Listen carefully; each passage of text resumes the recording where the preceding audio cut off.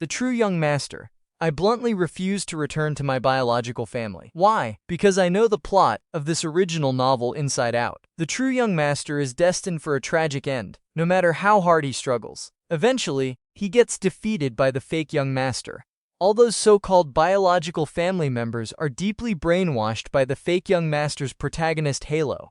No matter what happens, they will always side with that manipulative, two-faced drama king. I originally just stumbled upon a video summarizing this novel. In the comments section I casually typed, "If it were me, I'd make sure that fake guy is totally wrecked." Next thing I knew, my vision went black, and boom, I transmigrated right into the story. But hey, with the memories of 2 lifetimes, I can do whatever I want. Why on earth would I go out of my way to suffer?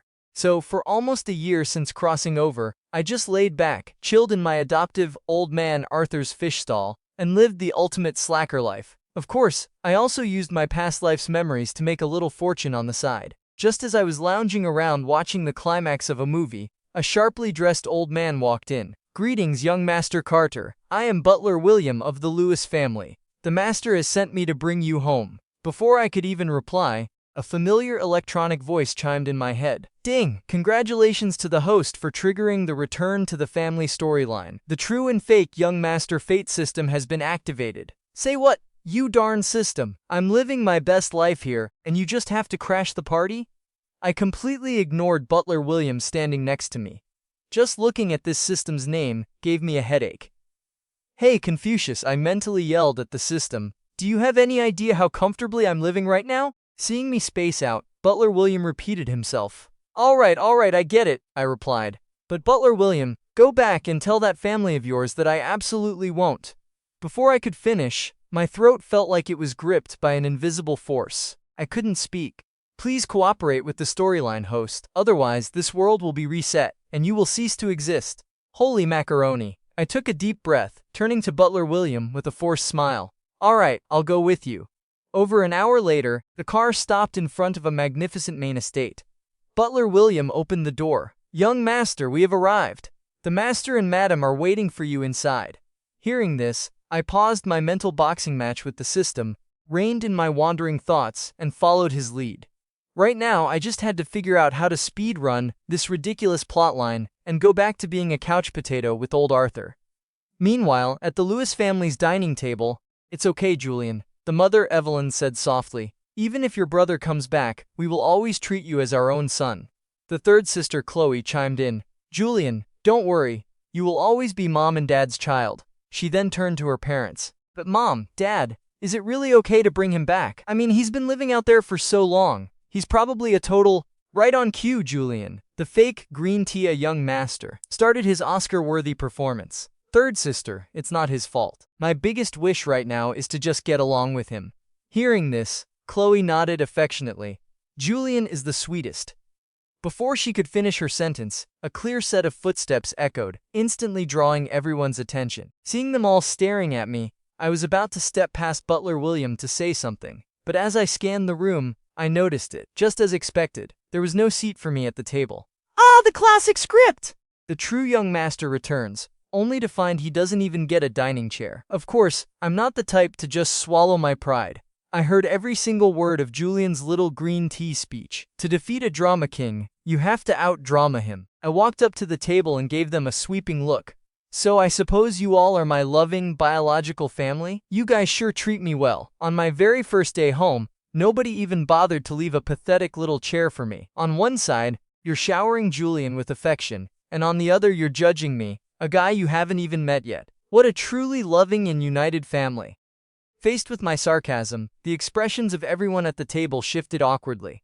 For a moment, no one knew what to say. Seeing the silence, the fake young master Julian hurriedly spoke up. "I'm so sorry, brother. It's just that usually, it's only the few of us eating, so we temporarily forgot to add a chair for you." Wow, this line was both self-righteous and sharp. He was subtly implying, "You showed up out of nowhere, who can you blame but yourself?" Hearing his words, the guilt in my biological parents, Richard and Evelyn, hearts lessened slightly. At the same time, they secretly thought, "This kid really lacks manners." "Oh?" I leaned on my chin, looking at Julian who was playing the innocent victim. "I remember there are other sisters in this family, right? Why? Don't they get along with the family?" Do they usually not come home for dinner either? To deal with a two-faced snake, you don't need to be more two-faced. You just need to be sharper. You want to play the good guy? Let's see how long you can keep that mask on once I rip it off. Seeing her precious Julian under attack, Chloe instantly glared at me. Of course they come home. Our family relationship is great. Why would you say that? I shrugged, playing innocent. I was just curious. Because according to Julian's logic, if they came home, they'd probably have to stand and eat too. At this point, the system couldn't take it anymore. Host, don't mess around. You're just a supporting character, and the type that gets bullied endlessly. If you get kicked out of the Lewis family now, how will I get my performance bonus? I calmly replied in my head, my fate is my own, not the heavens. You told me to ensure the storyline progresses, but you didn't specify the process. Even with your 10.086 rules, there's no strict guideline on my attitude. System. Host, that actually makes too much sense. I can't argue with that. Seeing that I wasn't letting it go, Evelyn, though displeased, broke the awkward silence. Butler William, get another chair for the young master. Yes, madam. As he spoke, a glimmer of anticipation flashed in Butler William's eyes. He had a whole new level of respect for this newly returned young master. It seemed he and the maids would have some very entertaining drama to watch in this house from now on. When the chair was brought, I officially cleared the first hurdle of the true young master trope. Not having to stand while eating, I quickly polished off the steak and salad in front of me, then turned to a maid. Hello there, is there anything else? Looking at my untouched bowl of cream soup, Evelyn frowned slightly. You still have your soup. Wasting food is shameful. I smiled politely at her and deployed my past life memories. Sorry, I have a big appetite. Our family isn't so broke that you won't let me eat my fill, right? Seizing the rare opportunity, Julian instantly jumped in. Mom, please don't blame him. He's lived outside for so long. It's normal that he wants to eat a lot of things he's never tried before. Hearing this, Evelyn looked a bit disappointed. She shifted her gaze away from me, signaling the maid. Her impression of me dropped another few notches. I glanced at Julian, truly the king of the green tea kingdom. Noticing the change in Evelyn's eyes, I genuinely felt this family had some screws loose in their heads. They couldn't even see through such basic manipulation? But right now, I had no energy for petty fights. A full stomach was the top priority. Half an hour later, as I finished my last piece of crab, Evelyn finally turned to Julian. Julian, take your brother upstairs to his room. Even though Mom doesn't have the best impression of you yet, Carter, you are still my flesh and blood. I want Julian to lead the way so you two brothers can get a little closer. I thought to myself, let's see if this guy is gonna frame me for hitting him or push himself down the stairs. Despite my internal calculations, I maintained a gentle smile. Lead the way, little brother. Hearing my tone, which sounded like I was ordering a servant, Julian immediately put on a pitiful face, looking at Evelyn as if my speaking to him that way was an unforgivable sin. Evelyn frowned. Carter, you are the older brother. How can you speak to your younger brother like that? I mentally cursed. Are you crazy? I speak how I want. But I wasn't going to argue with this drama king right now. In standard true-fake young master tropes, if I talked back, I'd definitely get scolded more, and Julian would reap all the sympathy points. Thinking of this, I decided to give him a taste of his own medicine. I bowed dramatically. Yes, it is all my fault, young Master Julian, please lead the way. This old servant does not know where the room is. Hearing me refer to myself as this old servant, the Lewis parents immediately felt deeply uncomfortable. By blood, I was their actual son. Calling myself an old servant made them feel like absolute villains. All right, enough, Richard Lewis spoke up, his tone softening a rare fraction. Julian, take your brother upstairs. Carter, you don't need to be so formal. This is your home after all. Sensing the non-negotiable tone in his father's voice, Julian knew playing the victim wouldn't work anymore. He obediently led me to the second floor. However, once upstairs, he didn't take me straight to my room. Instead, he started giving a grand tour of every room, especially his gaming room and private study. He was practically trying to carve the words, "I am the real master of this house," onto his forehead. Seeing he was about to show off his bedroom, I bluntly slammed the door shut, asserting dominance. Enough. Where's my room? I don't have time to play around with you. For this kind of person, the best way to crush them is to make them feel deeply embarrassed. His actions, in my eyes, were no different from a stray dog marking its territory on the street. You don't deserve to be back here. You should have rotted away in the slums. Seeing me actively tear off his mask, Julian dropped the act too. He revealed a look of utter disgust. I am the only true young master of this family. Are you an idiot? I just asked where my room is, I deadpanned. Just as he was about to bark back, a series of footsteps echoed from the stairs. He smirked. Let's see who the most important person in this house really is. Without hesitation, he raised his right hand, slapped himself hard across the face, and threw himself onto the floor. I was startled. Wow, this guy is ruthless to himself. Looking at the red handprint on his face, I crossed my arms and watched the show. A moment later, a figure rushed up the stairs. Julian, what's wrong? Seeing the actress was in position, Julian, lying on the floor, began his performance. Second sister, I'm fine. I know my brother hates me for taking over his life. If hitting me makes him feel better, he can hit me. It's all my fault. Please, brother, don't take your anger out on the family. Good heavens, if this guy doesn't go to Hollywood, it's a tragic loss for the film industry. While I was busy admiring his acting skills, Sarah, the second sister, stood up abruptly, glaring at me coldly. What gives you the right to hit people? Didn't your parents teach you any manners? Mom and Dad shouldn't have brought you back at all. Saying that, she stepped forward, raising her hand to slap me. Hey, hitting people is wrong, you know. I reached out and firmly gripped Sarah's wrist. The playful smile on my face vanished. What makes you so sure I hit him? If you guys want to play games, I'll play along. Being held tightly by me, Sarah was furious. Let go. It's only you and Julian here. Who else could it be? Because of the loud commotion, the people downstairs rushed up. Instantly, all eyes fell on Julian lying on the floor. Julian! Seeing the whole family gather, Julian ramped up the pitiful act. Dad, Mom, third sister, Carter, why did you hit me? Seeing the slap mark on his face, the last shred of guilt in Evelyn's heart turned into complete disappointment. Don't jump to conclusions just yet, I said, letting go of Sarah's hand. I looked at Chloe, who was grinding her teeth. Third sister, you're a professional actress, right? Don't call me third sister, you violent thug, Chloe sneered. So what if I'm an actress? What does that have to do with you hitting Julian? I said, don't jump to conclusions. Ignoring her murderous glare, I spoke slowly. If you're an actress, you surely know that when a person slaps themselves, the thumb points towards the ear. But if someone else slaps them, the thumb points outwards. Instantly, all eyes subconsciously zoomed in on Julian's face. There's a saying, outsiders see clear, insiders are blind. After my pointer, their gazes towards Julian began to carry a hint of scrutiny.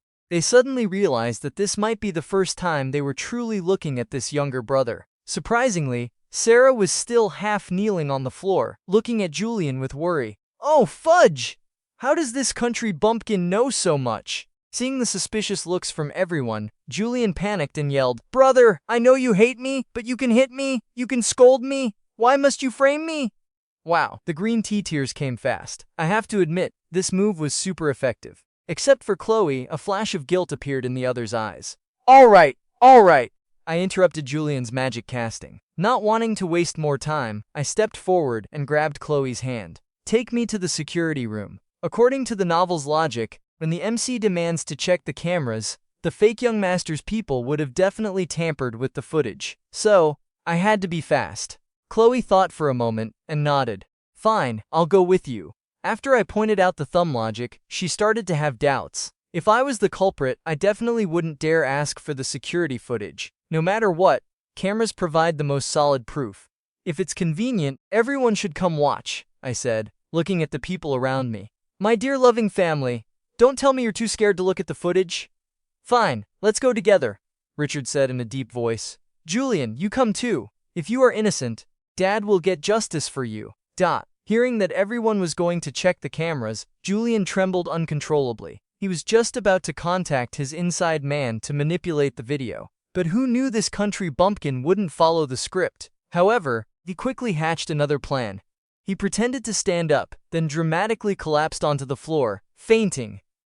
Julian, seeing him fall, the people who had just turned around stopped in their tracks. Sarah instantly yelled at me, You definitely hit him so hard he fainted. Fainted at the perfect time, huh? Ignoring her yelling, I decided to drop some more educational facts.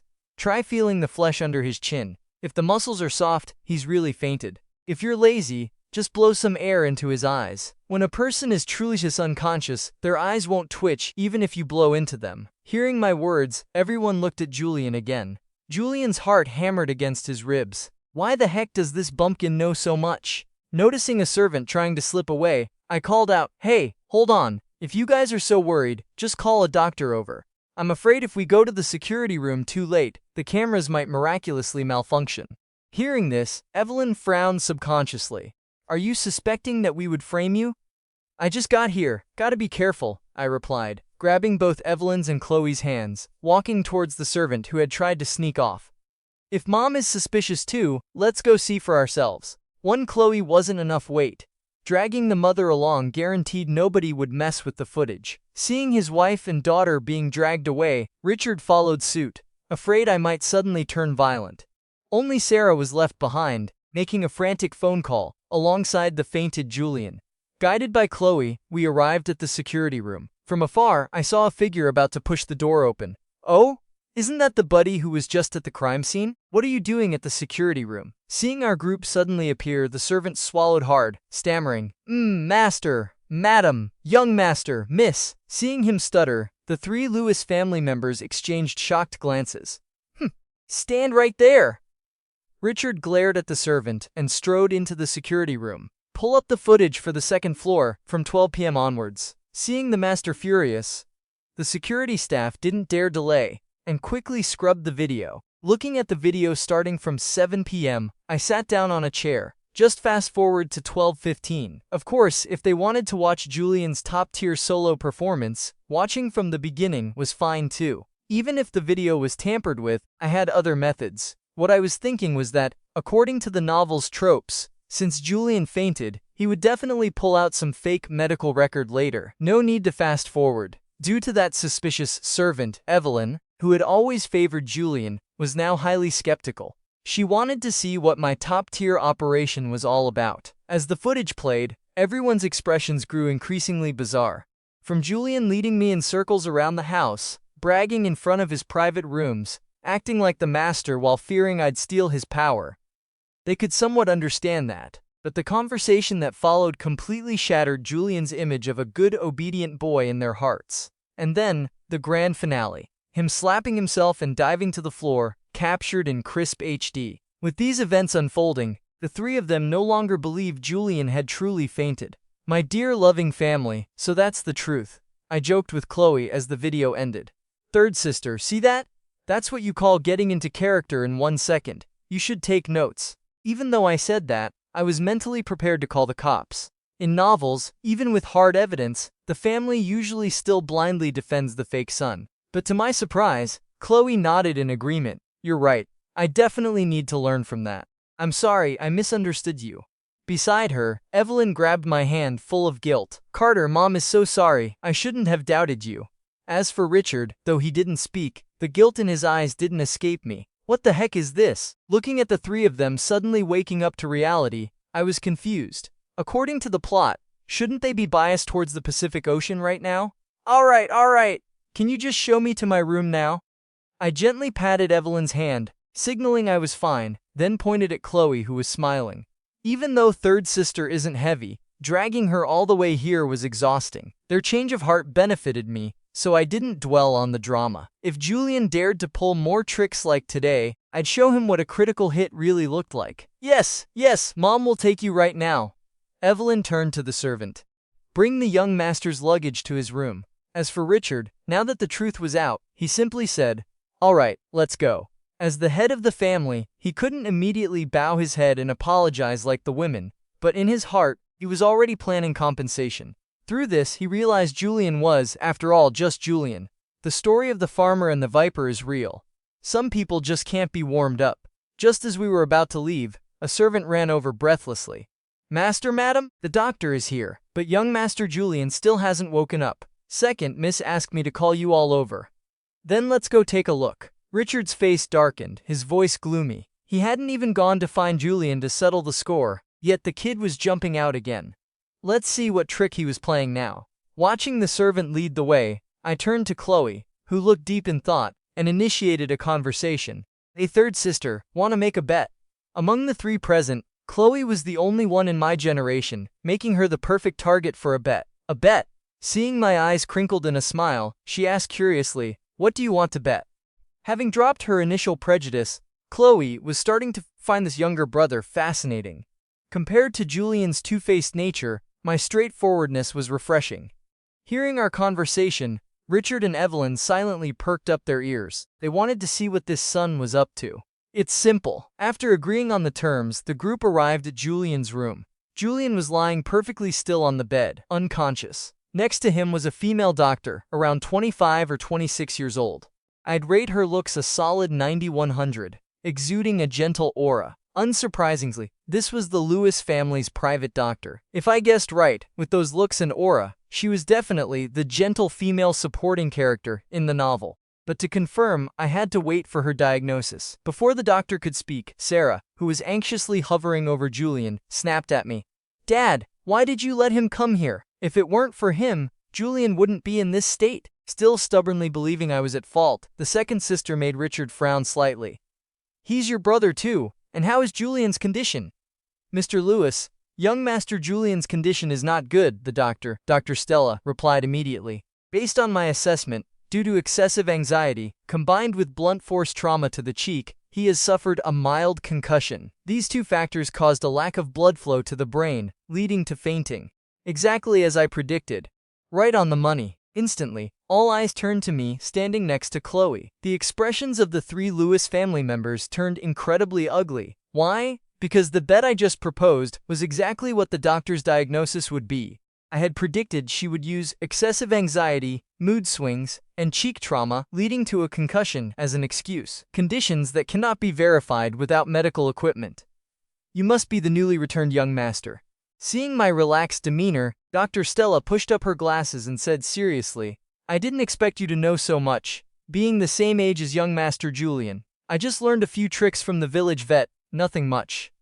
Blocked by my sarcastic reply, Dr. Stella continued respectfully but firmly, "Then please do not doubt my professionalism. After all, I graduated from a top-tier medical academy." Though her words were polite, her tone carried a hint of disdain.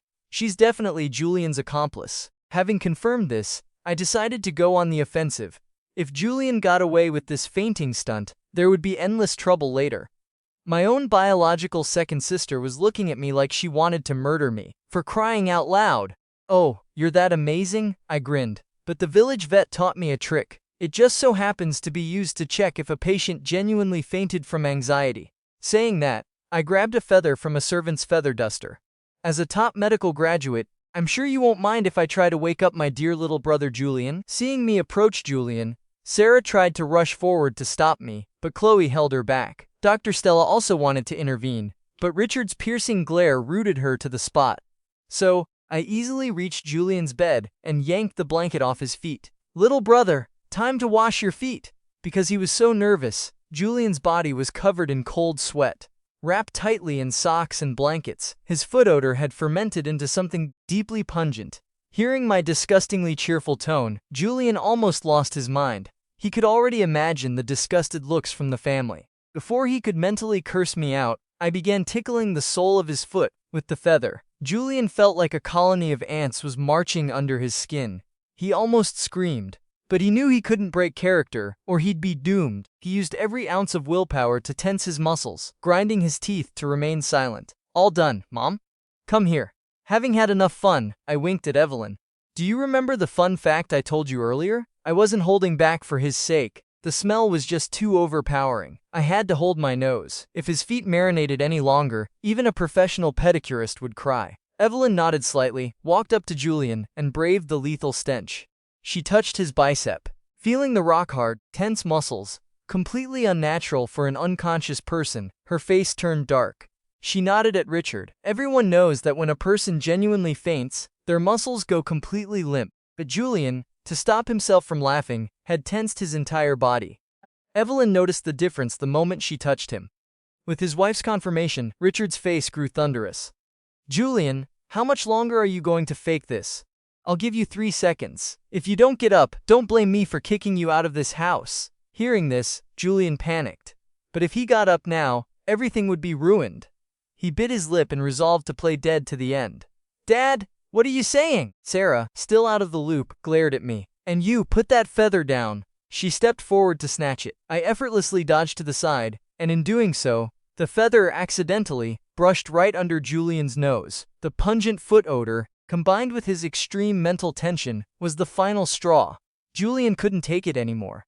He actually fainted from the smell. This unexpected turn of events made everyone stare at Julian in shock. Even Sarah, who had just tried to grab the feather, widened her eyes in disbelief. Is this what a mild concussion looks like?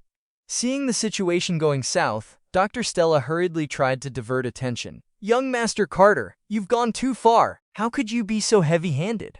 But she didn't realize that, except for Sarah, everyone else in the room looked at her in agreement. Julian is exposed. Why is she still pushing this narrative? Richard, Evelyn, and Chloe thought. Just as our son said, these two definitely have something shady going on. What a pig teammate. I secretly rejoiced and pulled out my phone, opening the map app in front of everyone. If Dr. Stella is so sure Julian has a concussion, let's take him to the hospital for a checkup. I see there's a top-tier hospital just 3 kilometers away. Perfect driving distance. Even though Julian's solo act had ruined his image in the family's eyes, I knew the true fake young master trope. If I didn't completely crush him now, he'd be back to causing trouble in a few days. Now that the 3 family members knew the truth but hadn't exposed him yet, they probably wanted to see what he'd do next. As for Dr. Stella, if she stayed, who knew what chaos she'd cause? So this time, I had to kick this biased doctor out of the house. Seeing me ignore the script and demand a hospital visit, both Julian, who had just regained a bit of consciousness, and the usually calm Dr. Stella panicked. They knew exactly what was wrong with Julian. The concussion and anxiety were completely fake. If they went to a real hospital, the lie would be exposed. Once the truth came out, Dr. Stella would be implicated too. Mom, Dad, unable to hide his fear, Julian, with tears in his eyes, said weakly, "It's late. You don't need to work so hard running around. Having Dr. Stella here is enough." He originally planned to kneel and beg for forgiveness, but seeing the servant, who altered the video, nod at him, he changed his mind and decided to keep acting. This approach made him look considerate, and gave him the excuse of, "I didn't know what was wrong with me either." After all, he wasn't a doctor. How could he know what was happening inside his body? But he overlooked one thing. Why was I, the guy who was supposed to be punished because of the video, standing here safe and sound, ordering him to the hospital? Every man for himself, I thought. Have a safe trip, buddy.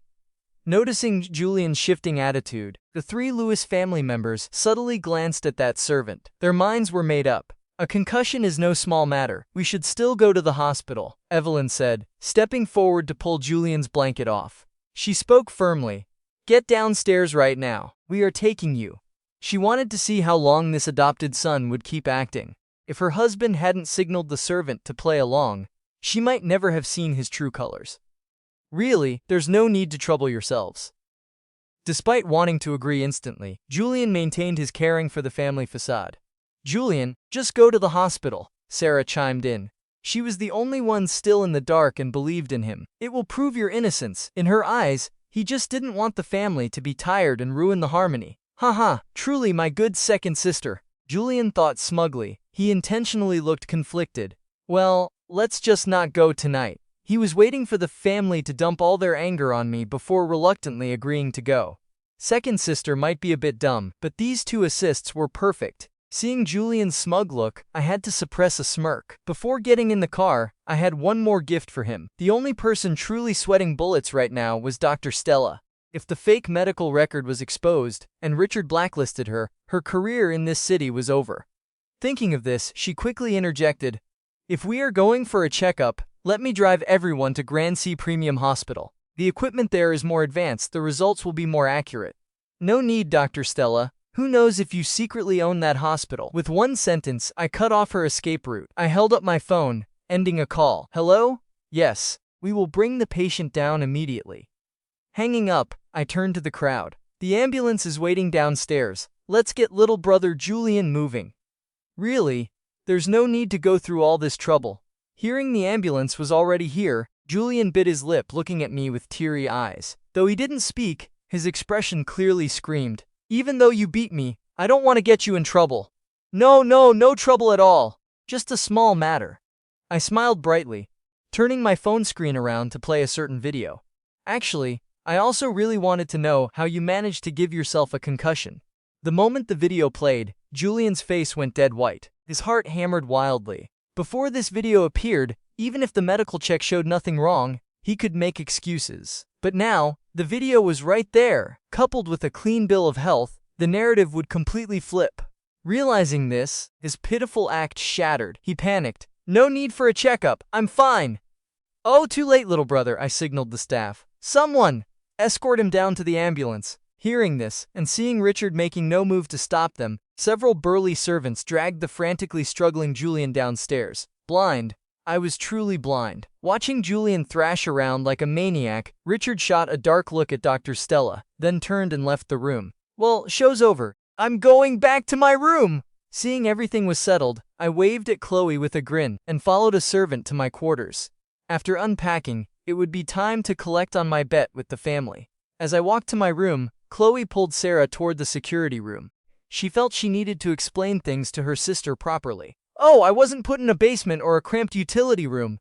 Led by the servant, I arrived at my room. I placed my suitcase down. Compared to the usual true young master who gets shoved into a basement or under the stairs, my treatment was top tier. The room had a PC setup, a walk-in closet, a private bathroom, and a massive king-size bed. Overall, it was a perfectly normal, flawless room for a guy my age. I didn't expect my biological parents and sisters to flip their attitudes so quickly.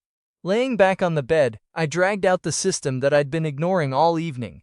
Let's confirm this again. I just need to be present at locations where plot events involving me happen, right? Correct. Faced with a host who was born with a rebel bone, the system felt powerless.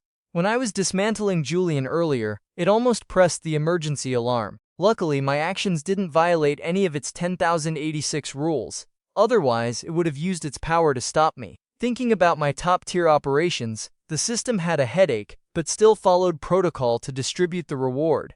Ding! Congratulations to the host for completing the Acknowledge the Lewis family in Jongnon tasks, and officially moving into the Lewis estate. Reward: Master Level Mixed Martial Arts Skills. The moment the notification chimed, my head felt itchy. Good lord, am I growing a second brain? In a split second, my mind was flooded with vast knowledge of MMA, traditional martial arts, Sanda, Brazilian Jiu-Jitsu, Bajikwan, and even the legendary Electric 5 Whip Strike. You actually gave me martial arts skills? Feeling my body, which felt exactly the same as before. No, wait, exactly the same. I curled my lip. Luckily, I exercised regularly, so I could physically execute most of these moves. After digesting the sudden influx of memories, I stuffed some clothes into the closet and walked out with my suitcase. "Carter, where are you going?" Just as I carried my suitcase to the ground floor living room, I bumped into Chloe and Sarah coming out of the security room. "Couldn't find your room? Let me show you," Sarah offered. "No, I'm heading back to my old place for a bit." I shook my head at Chloe. "Going out again? Does our bet still count?"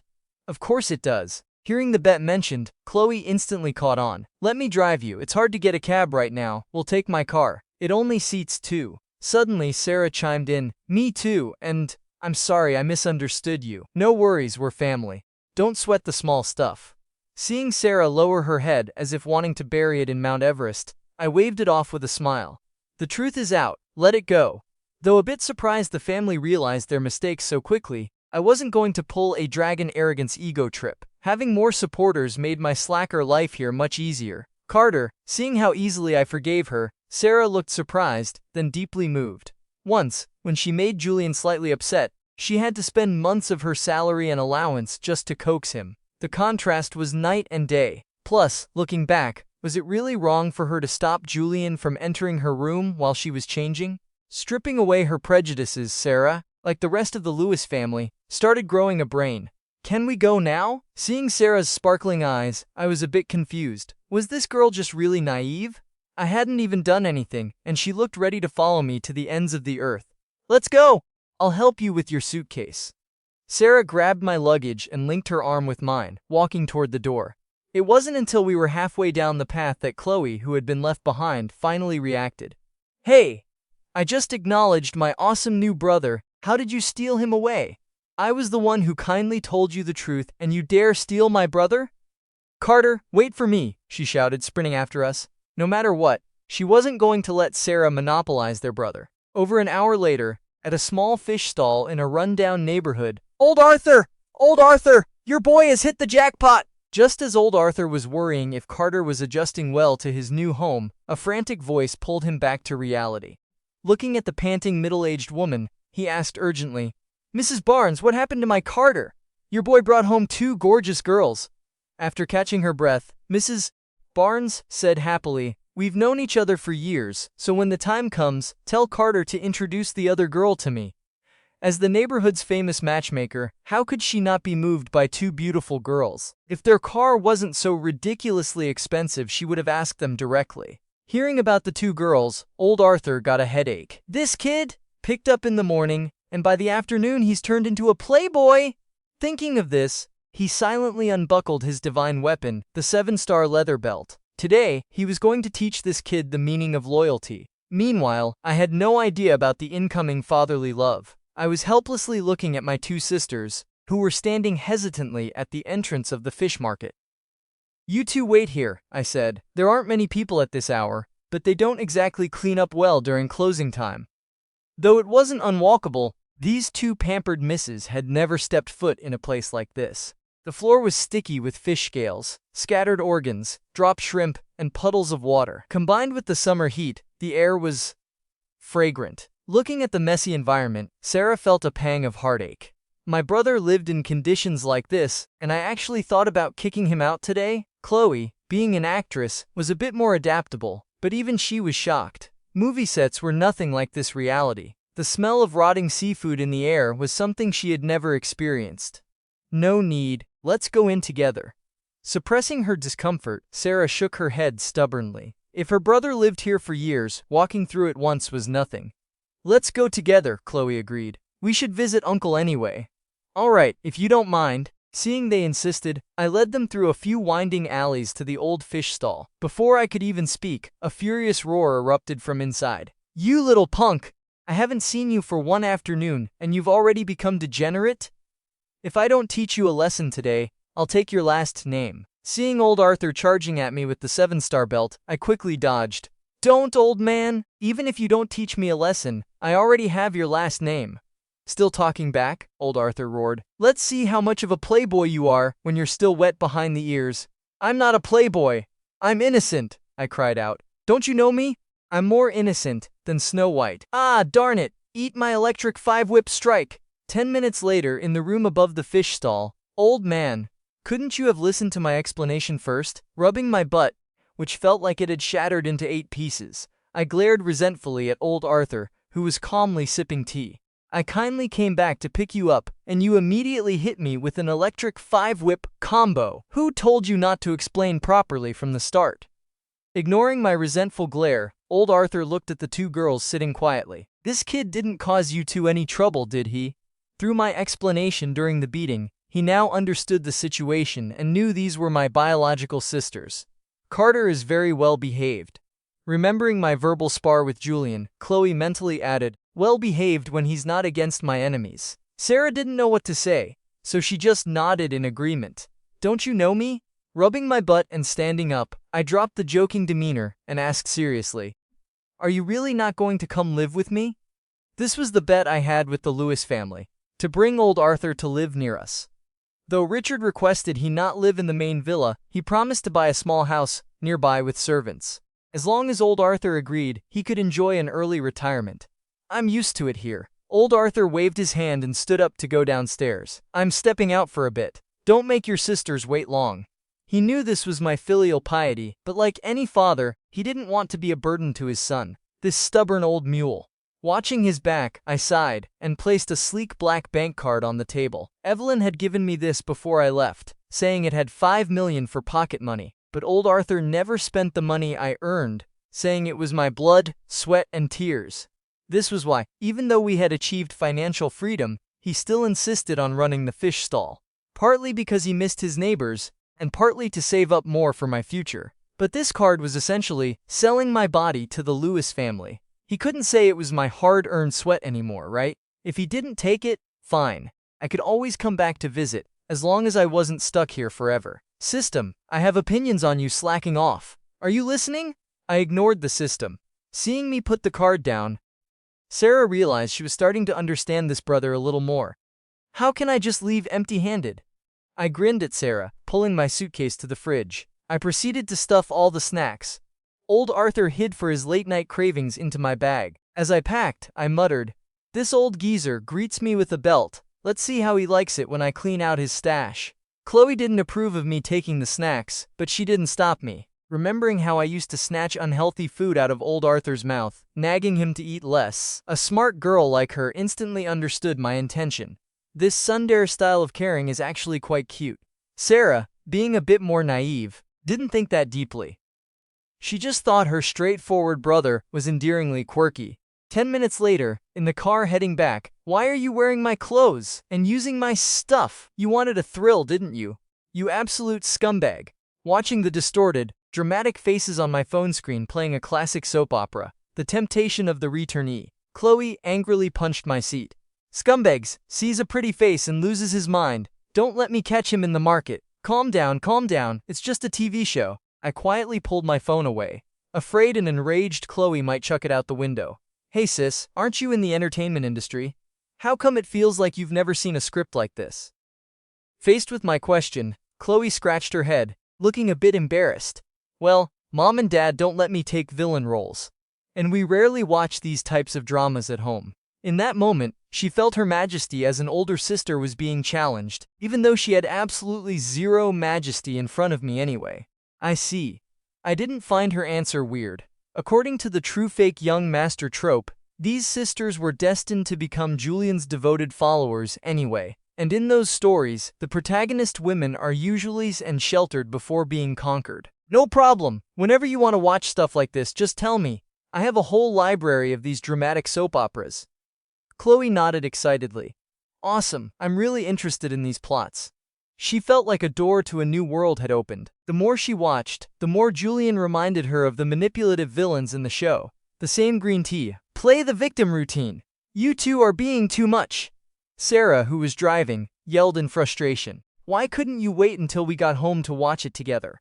If she knew, she wouldn't have volunteered to drive. Now she could only hear the audio and not see the drama. She was dying of curiosity. What does the villain look like in that dress? The urge to know the truth was killing her. "Don't! Drive carefully!" Chloe and I shouted in unison. "What? You two are bullying me!"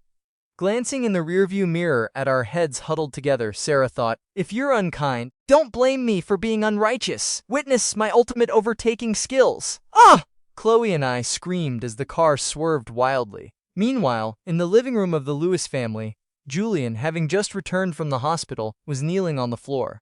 Tears streamed down his face as he looked at the Lewis parents. "Mom, Dad, I didn't mean it. I was just afraid that when Brother Carter came back, you wouldn't want me anymore. Please give me one more chance. I'll get along with him."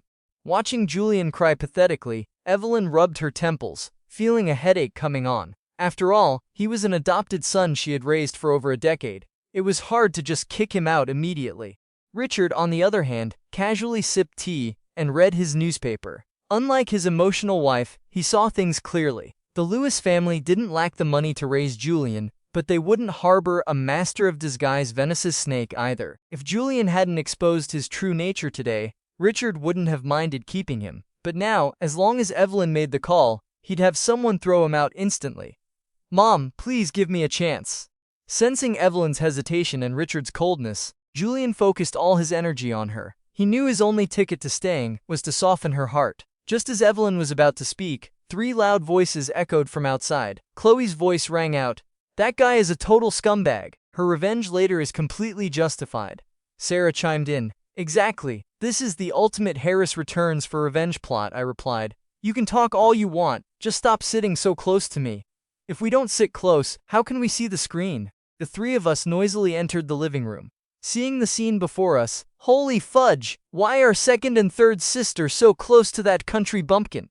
Julian screamed internally, but an idea flashed in his mind. He crawled over, grabbing my arm and wailing, "Brother, I was wrong. I shouldn't have framed you. Have pity on me. Don't kick me out." If I said no, I would look selfish and cold-hearted. He had lowered himself so much. If I still refused, it might spark sympathy from the others and increase his chances of staying. If I agreed, well, he got to stay. Thinking of his brilliant plan, he gripped my arm tighter. "No way." I smoothly kicked Julian's right shin, and as he lost his balance, I executed a flawless shoulder throw, slamming him onto the marble floor. Bam! The fall nearly broke Julian's back. His agonizing scream instantly triggered the last remnants of Evelyn's maternal love. After all, she raised him. Seeing him beaten in front of her pained her. But before she could speak, I beat her to it.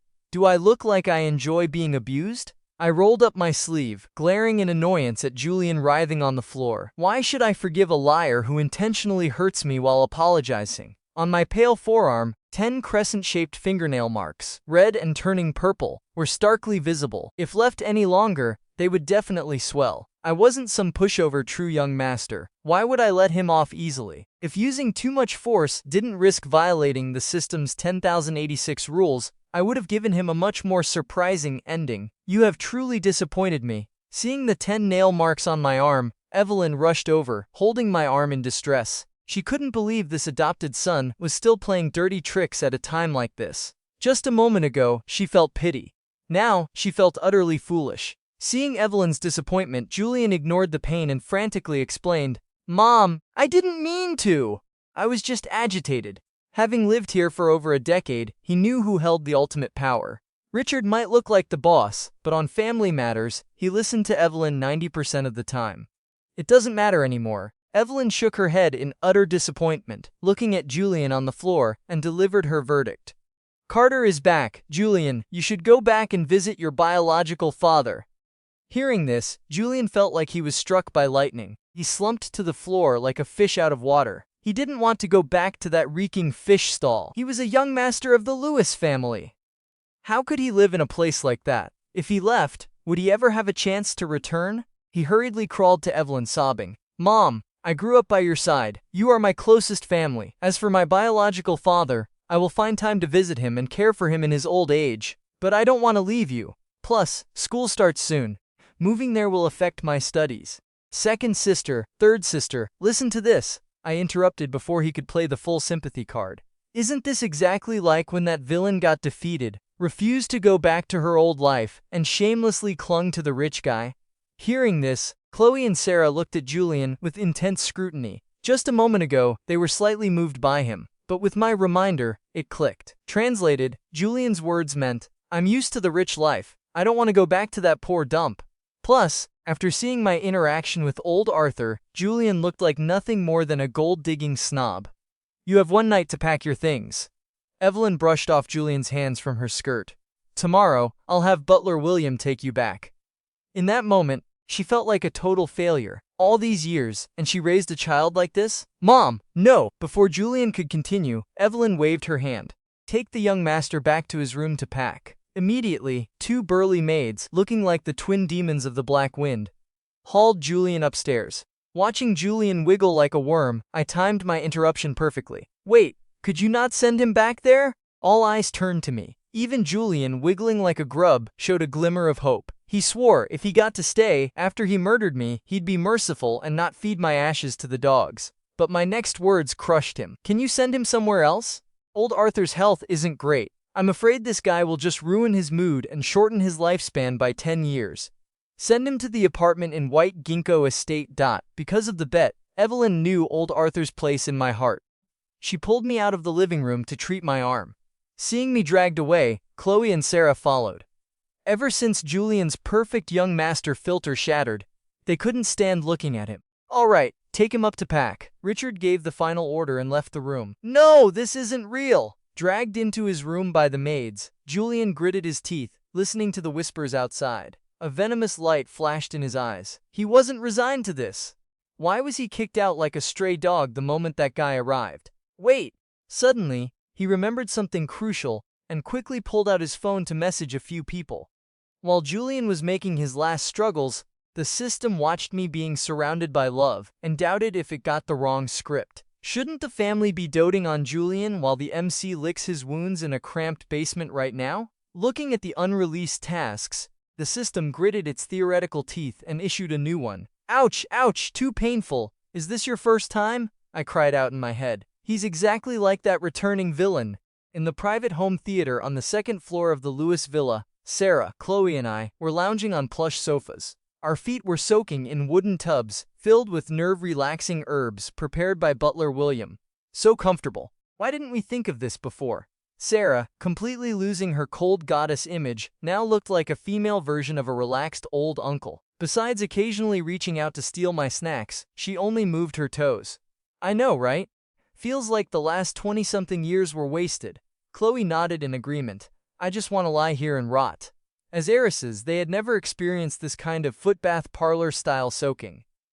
Can't you guys grab your own snacks? Watching them polish off the last 2 spicy sausages, I twitched my lips in annoyance. I seriously suspected the system bound me to the wrong people. These 2 didn't look like cold, aloof heiresses devoted to the fake brother at all. They were just 2 female hooligans. From refusing to take a bite initially to not being able to stop, the spicy snacks truly proved that all beings are equal. Carter, you're closest to the food! Chloe smiled shamelessly, holding out her pale hand. One more pack, sweet and spicy. Sarah, a bit more reserved, mumbled, I want the super spicy one. Looking at the thick-skinned Chloe and the slightly shy Sarah, I was speechless. Sure, it was fun, but how did I become a snack dispensing machine? Still, they treated me well. Nothing like the evil sisters in the novel. Just as I was about to hand them the snacks, the theater doors suddenly opened. The hallway light spilled in, dimming the screen slightly. The 3 of us looked toward the door. Julian stood there, looking incredulous. He couldn't accept that the 3 of us were so close. Second sister, third sister, what are you doing? Still thinking he could salvage things, Julian forced a smile. I looked everywhere for you 2. He couldn't understand how, in less than a day, I had managed to turn his previously loving sisters against him. Foot-soaking and watching soap operas. Compared to Chloe's bluntness, Sarah was more hesitant to sever a decade of affection, so she answered, Have you packed? What are you doing here? Chloe took the spicy sausage from my hand and said indifferently, Can't you see your brother is here? As the first one to wake up to reality, Chloe had the most drastic attitude change. Maybe because she was an actress, after watching so many green tea characters on screen, she constantly associated Julian with them, growing more disgusted by the minute. I'm sorry. Seeing Chloe's coldness, Julian instantly played the victim, hoping to get their attention. Unfortunately, Chloe just glanced at him and went back to watching the TV villain get wrecked. No need to apologize. Noticing the unwillingness in Julian's eyes, I smiled brightly. If you haven't finished packing, get to it. It'd be annoying if you forgot something tomorrow. Oh, and close the door. The light is glaring. Since I couldn't hit him too hard right now, I had to use other methods. Saying that, I ignored him and continued watching the movie. Damn it! Seeing the sisters ignoring him, Julian panicked. Even though he had called for backup, this was still the Lewis house. If no one wanted to keep him, backup was useless. Julian, go out. Sarah finally spoke up. The light is ruining the movie. Seeing all 3 of them dismiss him, Julian glared at me angrily, left the theater, and slammed the door. Bang! Hearing the door slam, Chloe and I exchanged a knowing shrug. Sarah, too engrossed in the movie, almost shoved a spicy sausage up her nose. A while later, just as the movie reached its climax, a knock came at the door. Second miss, third miss, young master, sorry to intrude. Butler William stood there, mentally taking note of the movie title on the screen. Miss Coldwell has arrived. Madam asked the young master to come downstairs. He had heard the movie from outside and figured it would be a good watch for him and Mrs. Wu in their free time. Hearing Miss Coldwell, Sarah and Chloe frowned. A bad premonition. So Serena Coldwell is my fiancée, right? After Chloe explained, I understood their reaction. In the classic trope, the fiancé usually spouts something like, I will only marry Julian in this lifetime. Right on cue, the system notification rang, confirming speculation, mission, meet fiancée Serena Coldwell. After being rejected in front of everyone, cry pathetically. Reward, advanced culinary skills. Reading the mission, my eyes sparkled. Cry pathetically is a very broad term. It gave me a lot of room to operate. System, why do I feel a chill down my spine? That's right, little brother. This engagement was set by the older generation before you were even born. Nearing the living room, Sarah tugged my sleeve nervously.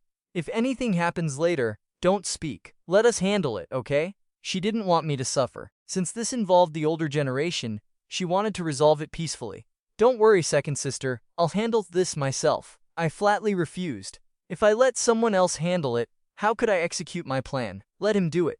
Chloe pulled Sarah's sleeve, giving me an encouraging look. She wanted to see what surprises this brother had in store. If I couldn't handle it, she wouldn't just stand by anyway. Don't worry, I got this. We reached the top of the stairs. From there, we could hear Julian and a girl talking. Julian, Serena, I'm fine, let it go. Serena, don't worry, I will get justice for you. Hearing this cheesy dialogue, I turned to my sisters and joked, the bossy female CEO and her fragile little house husband.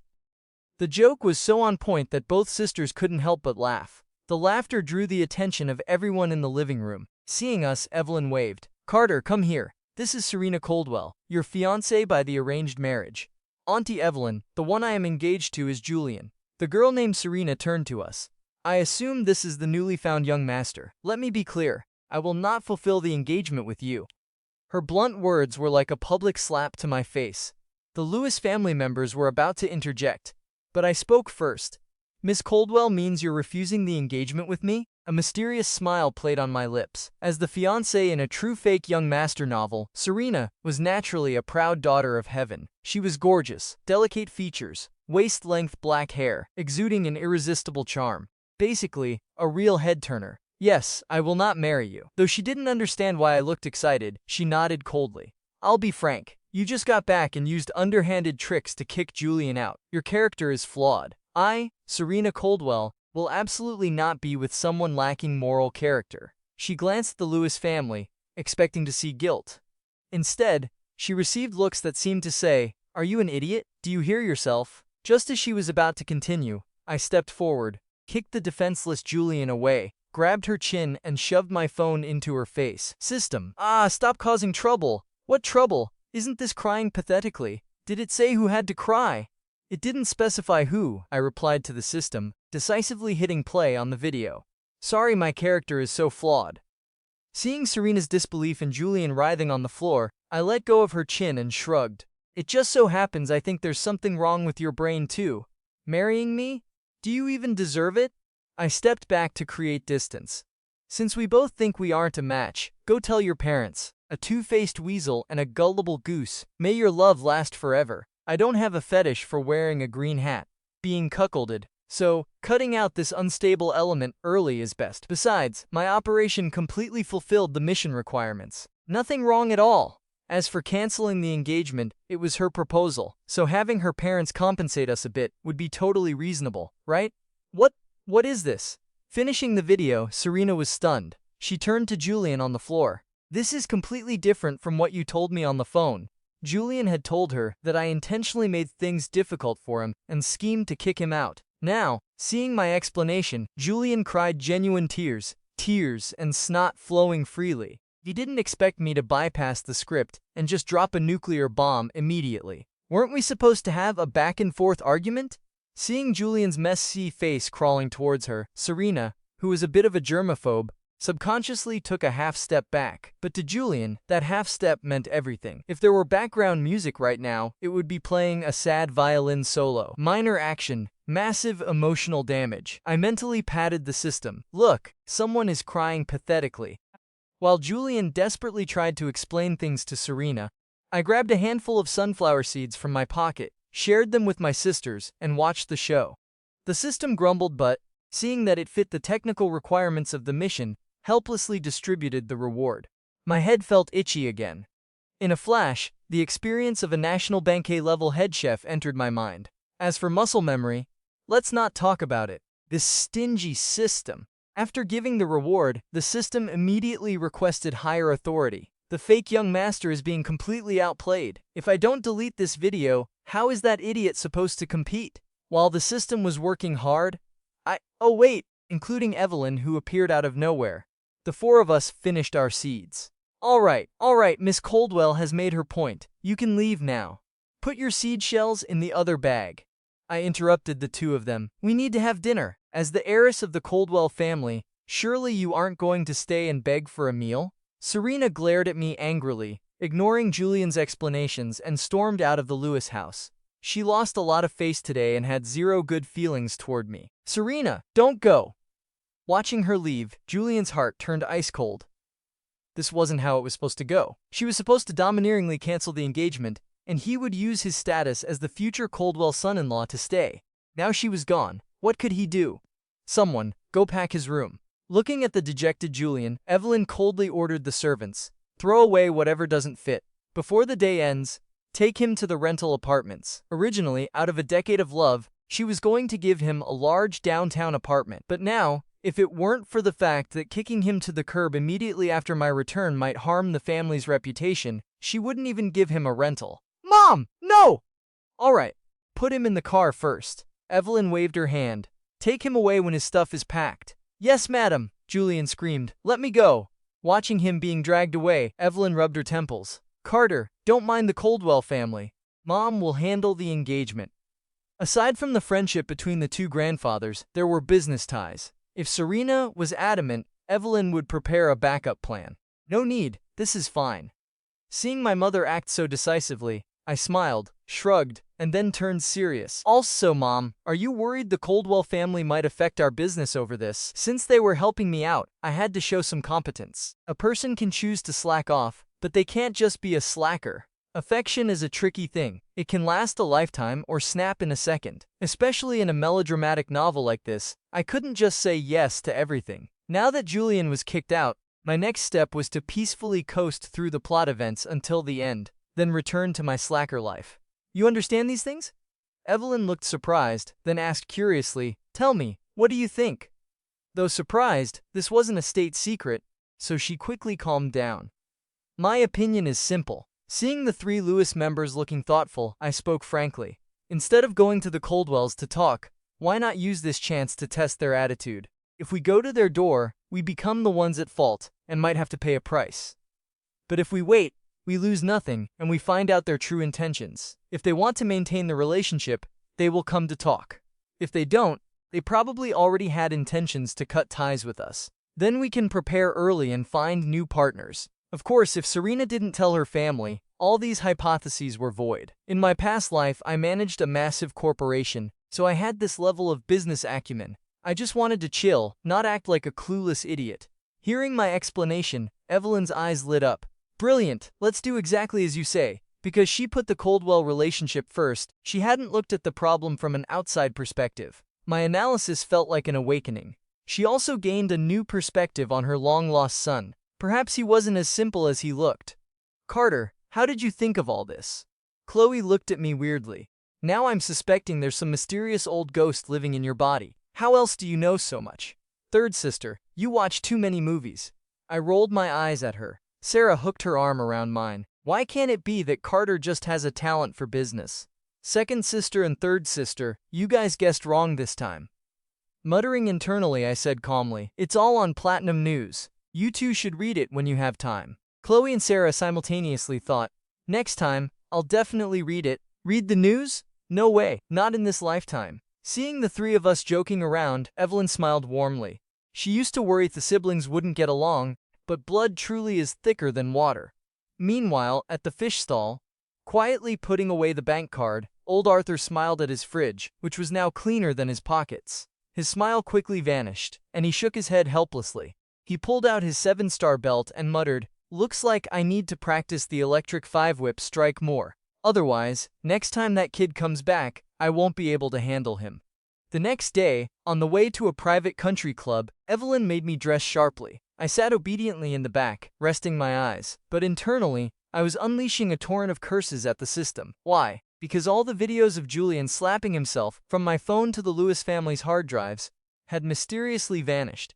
Only the system had the power to do this. System, I'm wearing headphones, I can't hear you. Hit me, idiot. While I argued with the system, the car pulled into the club. The grand welcoming ceremony my grandfather arranged was set for a month later. Evelyn brought me here today to introduce me to high society first. As for Sarah and Chloe, they were tasked with transferring my school records from the second high school to the elite first high school. Going up the elevator to the rooftop sky garden, several wealthy ladies approached us. Seeing me next to Evelyn, a blonde lady asked curiously, Evelyn, who is this? Usually she brought Julian. Bringing a new face today naturally sparked curiosity. I was just about to introduce him. Evelyn smiled, pulling me forward. This is Carter, my other son I mentioned before.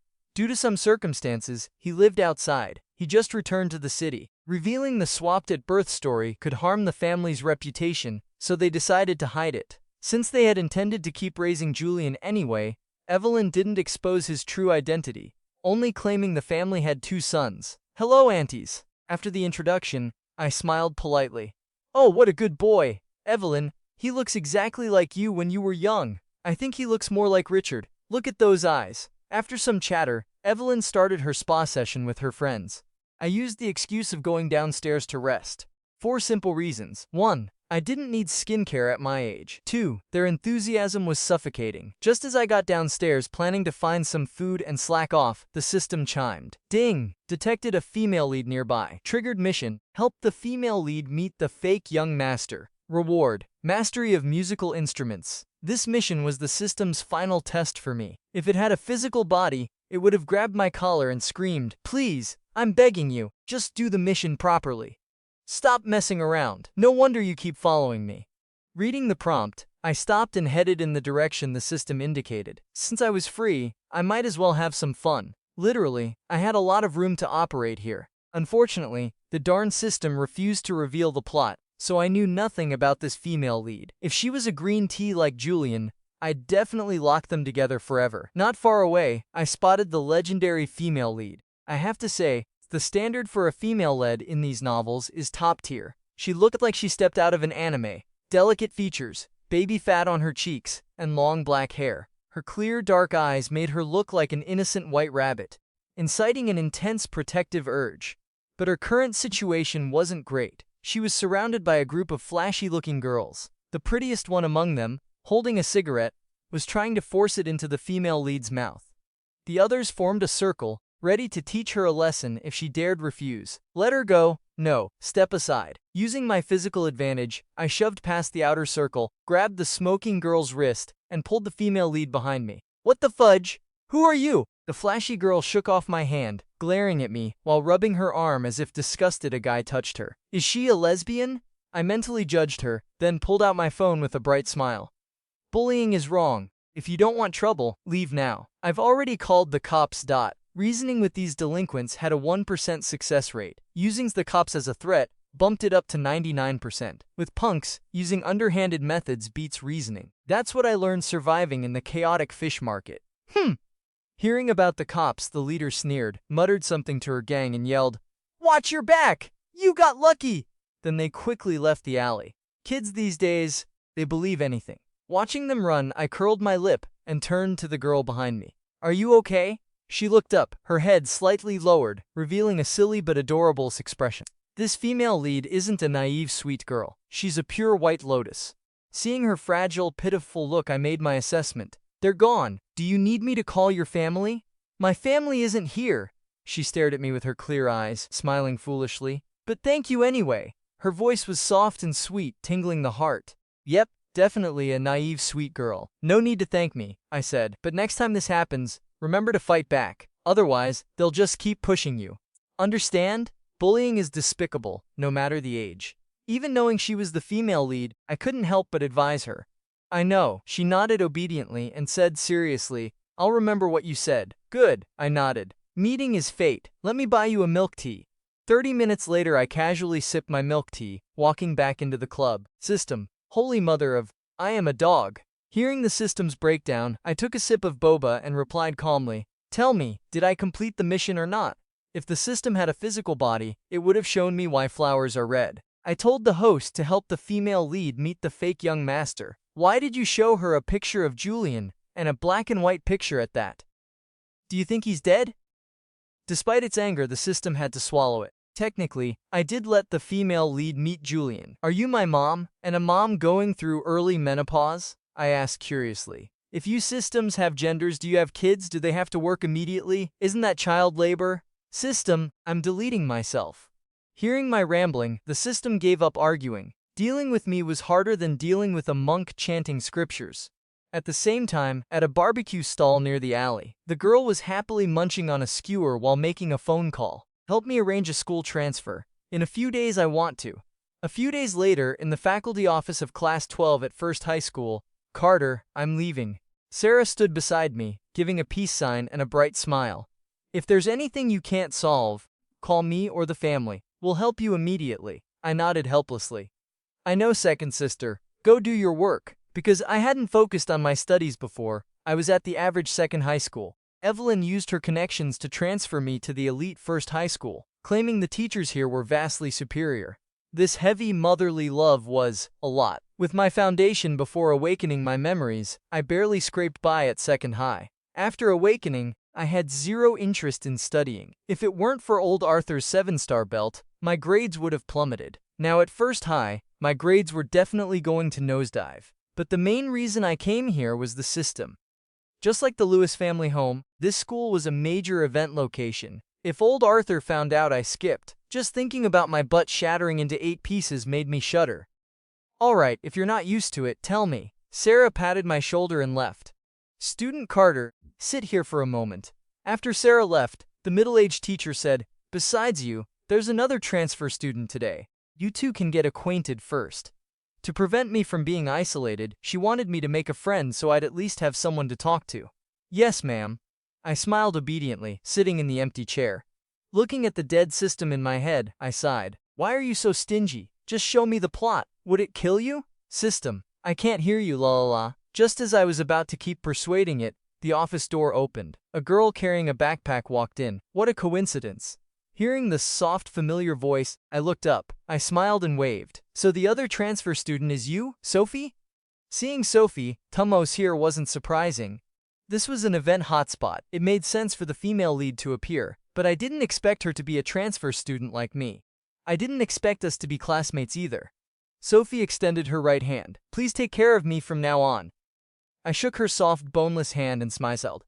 Let's take care of each other. Half an hour later, in the back row of class 12-1. As the teacher dismissed the class, I rubbed my aching head. As expected, the curriculum here was insane compared to second high. Everything the teacher said sounded familiar, but I didn't actually know any of it. Coincidentally, my former fiancée, Serena, was also in this class. But she sat in the front, and I was in the back. Thanks to the pressure of the college entrance exams and existing social circles, no one came to talk to us transfer students. As I was packing my books, a soft, slightly nervous voice came from beside me. I turned to meet a pair of clear, sparkling dark eyes. She didn't look away, just smiled and pointed at a problem in my workbook. The way you solved this is wrong. She rested her left cheek on her hand, her peach blossom eyes curving into crescents. Her baby fat made her look incredibly pure, like a blooming flower. What's wrong? Seeing me stare, Sophie shyly lowered her head, her voice as quiet as a mosquito. Did I say something wrong? Oh no, this female lead is toxic. How is she so attractive? I awkwardly pursed my lips and pointed at the workbook. You're right. Could you explain this problem to me? Sure. Sophie looked up, placing the workbook between us. Perhaps because she was focused on explaining, the awkwardness faded. I have to admit, she explained it incredibly well. For every step, she patiently broke down the principles and methods. So the conclusion is roughly like this. Do you understand? After calculating the answer, she looked up at me with expectant eyes. I nodded, pretending to be serious. Roughly. I couldn't exactly admit I was too busy looking at her to listen to the explanation. Catching the hesitation in my voice, Sophie covered her mouth, giggling softly. Do you want me to help you review? I didn't answer immediately. Weighing the effort of studying against the fatherly love of old Arthur's belt, I decisively chose the former. All right.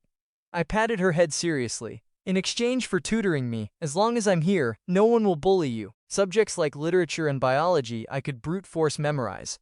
But math and physics took too much time to figure out alone. As for her being the female lead, who cares? The system was playing dead anyway, and it never said the true young master couldn't interact normally with the female lead. Besides, hanging out with a sweet, naive girl like Sophie was quite nice.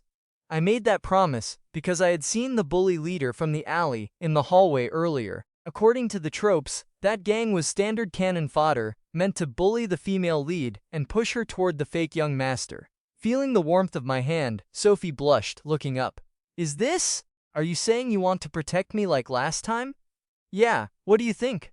Meeting her starry eyes, I joked, follow me, and I guarantee you'll be well fed and entertained every day.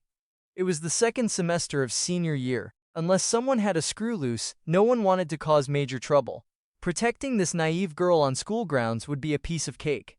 Then I'll rely on you to protect me, Sophie smiled radiantly. This silly girl must have been bullied a lot before. Thinking of the novel tropes, a complex emotion flashed in my eyes. Just as I was about to speak, the quiet classroom erupted in chatter. Look, Julian is here looking for Serena. At the door, Julian walked in holding bubble teas, gesturing outside. Yes, I brought bubble tea for the whole class. Consider it a back-to-school gift.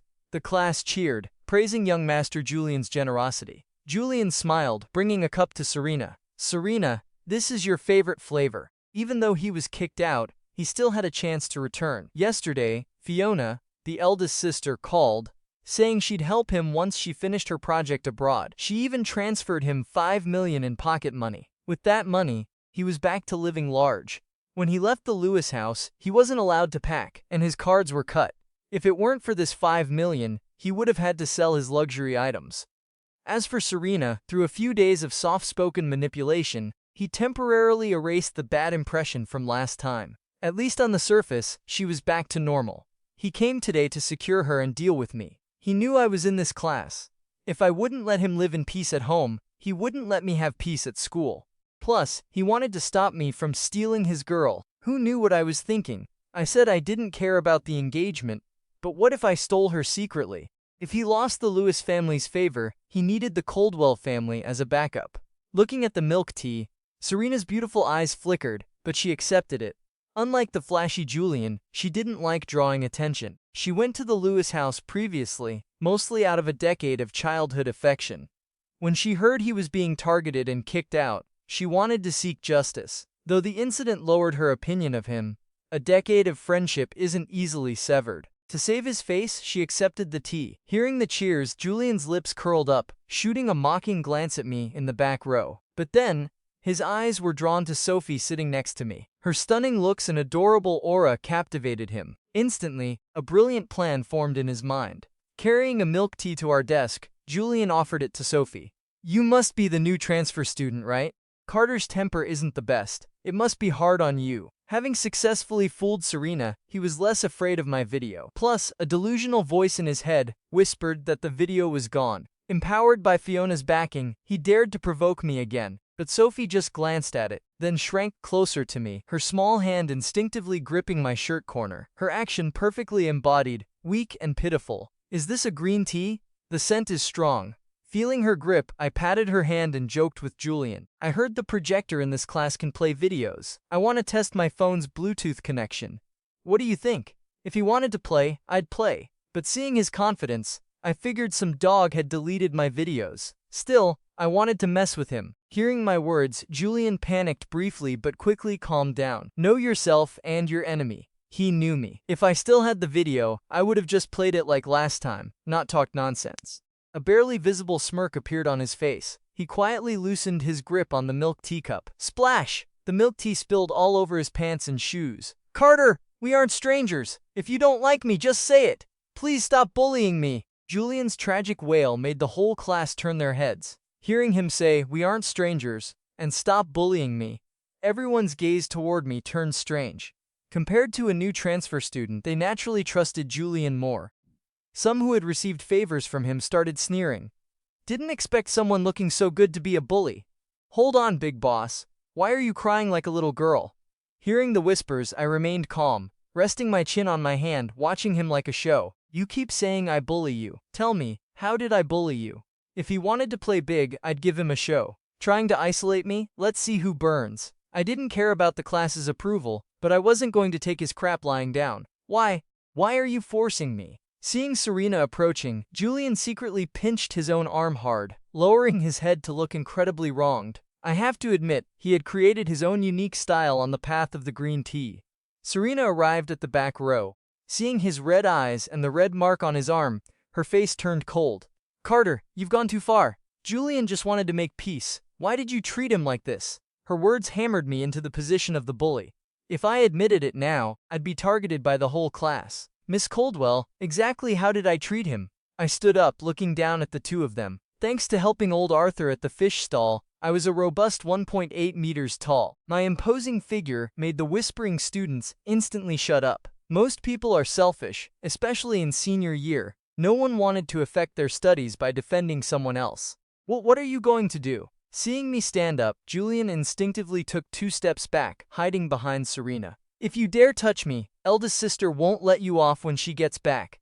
Did I say I was going to touch you? I sneered at him, hiding behind Serena. I just want to clear things up. But seriously, hiding behind a girl's back? Are you for real? I didn't expect this coward to actually pull a stunt like this. What kind of guy hides behind a girl defending him? Hearing my words, Serena suddenly realized something. She felt like she had been pushed from behind just now. Combined with Julian hiding behind her, her expression turned very ugly. Seeing her face change, Julian quickly made an excuse. Don't frame me. I just accidentally stepped in the spilled tea and took a few steps back. Why are you always targeting me? You stepped back at a very convenient time, I chuckled. Right when I stood up. But your memory is terrible. Look over there. What's that? Following my pointed finger, Julian's face turned pale. Up in the right corner of the back row, a shiny security camera hung conspicuously. Where did that come from? It wasn't there last semester. So, want to go to the security room to check it out? Seeing his pale face, I pretended to be eager. If you're busy, I can go copy the video myself. I truly didn't expect him to be this stupid. Eating dirt once at the Lewis house wasn't enough. He dared to pull the same trick at school. Meeting my meaningful gaze, Julian knew he had to divert attention. He didn't answer my question but suddenly started crying. Carter, it's senior year. It's crunch time. I don't want this to affect your studies. But, please, don't bully me anymore in the future. I just want to study in peace. These words showed he cared about his classmates while implying I had a history of bullying him. Two birds, one stone, self-righteous and sharp. Just as I was about to teach him a lesson, a soft voice chimed in. Why do you keep saying Carter bullied you? You clearly spilled the milk tea yourself, and you intentionally pinched your own arm. Sophie's voice was like a drop of water in boiling oil, making the quiet classroom erupt. Compared to me, who had a clear conflict with Julian, Sophie, with her adorable, easily bullied appearance, definitely wouldn't falsely accuse someone who just bought her milk tea. Yet she said that. That implicitly confirmed she saw everything. This girl really brings huge surprises. I glanced at Sophie, who was nervously gripping her shirt, feeling a bit shocked. I thought she would stay quiet, but she struck a critical blow at the perfect time. How could that be? Hearing the growing whispers, Julian forced a smile at Sophie. Carter clearly did it. If he forced you to say that, just tell the truth. We will protect you. He had used this trick many times to charm girls. He was confident it would work on Sophie. As long as she changed her story, I'd be nailed to the cross of a bully. I'm telling the truth. Carter didn't force me. Ignoring Julian's crooked Dragon King smile, Sophie said timidly, if you have a problem, just check the cameras. And please don't smile at me like that. Her voice was soft but carried a hint of fear. Anyone observant could tell she was afraid Julian might do something to her. Seeing this, I quietly shifted my body to shield her. You talk too much. Just go check the cameras. Seeing his rhythm broken and me insisting on the cameras, Julian panicked. He knew he absolutely could not let anyone check them, or his persona would collapse. Gritting his teeth in frustration, he turned to leave. He had to get to the security room immediately. If there was evidence, he had to delete it. Remembering how I destroyed him with a single video at the Lewis, he shuddered. Watching Julian flee, the entire class was dumbfounded. Their worldviews shattered. Nobody here was stupid. Didn't Julian's actions prove Sophie was telling the truth? Thinking about how he orchestrated the whole thing to frame me, the way they looked at him changed entirely. At this age, they hadn't experienced the harshness of society, and were still pure. Julian's framing opened their eyes. Take your time. Watching his pathetic retreating figure, I pointed at the camera in the back. Forgot to tell you, this camera isn't even turned on yet, so no need to rush to delete the video like last time. When it comes to psychological warfare, I'm an expert. Now that the system was playing dead, I could do whatever I wanted as long as I didn't break its rules. Julian didn't answer. He just paused, clenched his fists, and hurried out of the class. Miss Coldwell, anything else? After he disappeared, I looked at Serena, who was still standing there. The arrogance in her eyes was gone. She clearly didn't expect things to turn out this way. Coupled with the incident at the Lewis house, this was the second time Julian had used her as a weapon. Thinking of how she had mocked me twice, Serena lowered her head in embarrassment and bowed slightly. I'm sorry, I misunderstood you. Surprised by her apology, I felt a bit awkward, but maintained my relaxed demeanor. It's fine, but please keep Julian on a tighter leash. Him causing trouble like this is really annoying. Serena didn't know how to respond. After these two incidents, she increasingly felt Julian was far from the sunny boy in her memories. The stark contrast made her heart chaotic. Watching her walk away, a subtle smile appeared on my lips. In the tropes, The fake young master's biggest backer at school is his fiancée. Now that Serena was showing signs of defecting, Julian wouldn't be able to cause much trouble here soon. Right then, my sixth sense gave me a chill down my spine. I turned around and saw Sophie's smile was gone. Her clear eyes showed a rare look of grievance, like a bride abandoned on her wedding night. Realizing I was looking at her, she quickly turned away, giving me the cold shoulder. Is this girl jealous because I was talking to Serena? Looking at her pouting, I suppressed a laugh and gently poked her arm. You did great just now, I'll reward you. Hearing reward, Sophie paused, turned back, and her silly smile returned. Her eyes sparkled with anticipation. She reached out her hand. I dug into my pocket and placed something in her palm. When you're sad, eat something sweet, it'll make you feel better. Because I was determined to study, I brought candy to replenish my sugar levels. Candy! Seeing the candy, Sophie's eyes lit up. She carefully put it in her pocket, smiling radiantly. Thank you, Carter. You're the first person to give me candy. Seeing her cherish it like treasure, I couldn't help but imagine her being bullied. She probably hadn't had an easy life. Being pretty and weak, it was normal for her to be isolated by other girls. Don't worry, you'll have plenty of candy from now on. Meeting her bright eyes, I said seriously, with me here, no one can bully you. I believe you. Sophie nodded with a smile, then suddenly remembered something, and asked softly, Carter, the person from earlier, is he the guy in the picture on your phone? Why did he frame you? Looking into her clear eyes, I decided not to tell her the ugly truth. Just treat him like a toad. He doesn't bite, but he's disgusting. Stay far away from him in the future, understand? Ew, toad, gross! Sophie shivered, rubbing her arms, and nodded seriously. I'll listen to you. Seeing her silly demeanor, I helplessly patted her head. Don't just believe everything people say in the future. You'll easily get sold. Would you sell me? Meeting her clear gaze, I quickly turned away. I was just giving an example. An example? Understand? I understand. Seeing my awkwardness, Sophie smiled seriously. Carter wouldn't sell me. Anyway, since we have time, let's go over the lessons. I have to admit, Sophie's lethality was extremely high. Even though I swore to lock my heart after getting scammed out of $5,000 in an online romance in my past life, I was slightly moved. Alright, let's start, Teacher Sophie. She truly had a talent for teaching. For problems I couldn't solve or got wrong, she always spotted the issue immediately and explained it simply. If the math teacher taught like her, no one would fall asleep in class. Time flew by, and the school day ended. This is for you. If there's anything you don't understand, contact me. Sophie blushed, shoved a piece of paper into my hand, and ran out of the classroom. This silly girl. Looking at the piece of paper with her contact number and social media handle, a soft smile touched my lips. On the way home, seeing Butler William looking hesitant, I put down my notes and asked, Butler William, just say, what's on your mind? The old butler had peeked at me at least 10 times since we got in the car. Young master, you are very observant. Caught in the act, Butler William chuckled awkwardly, then spoke his mind.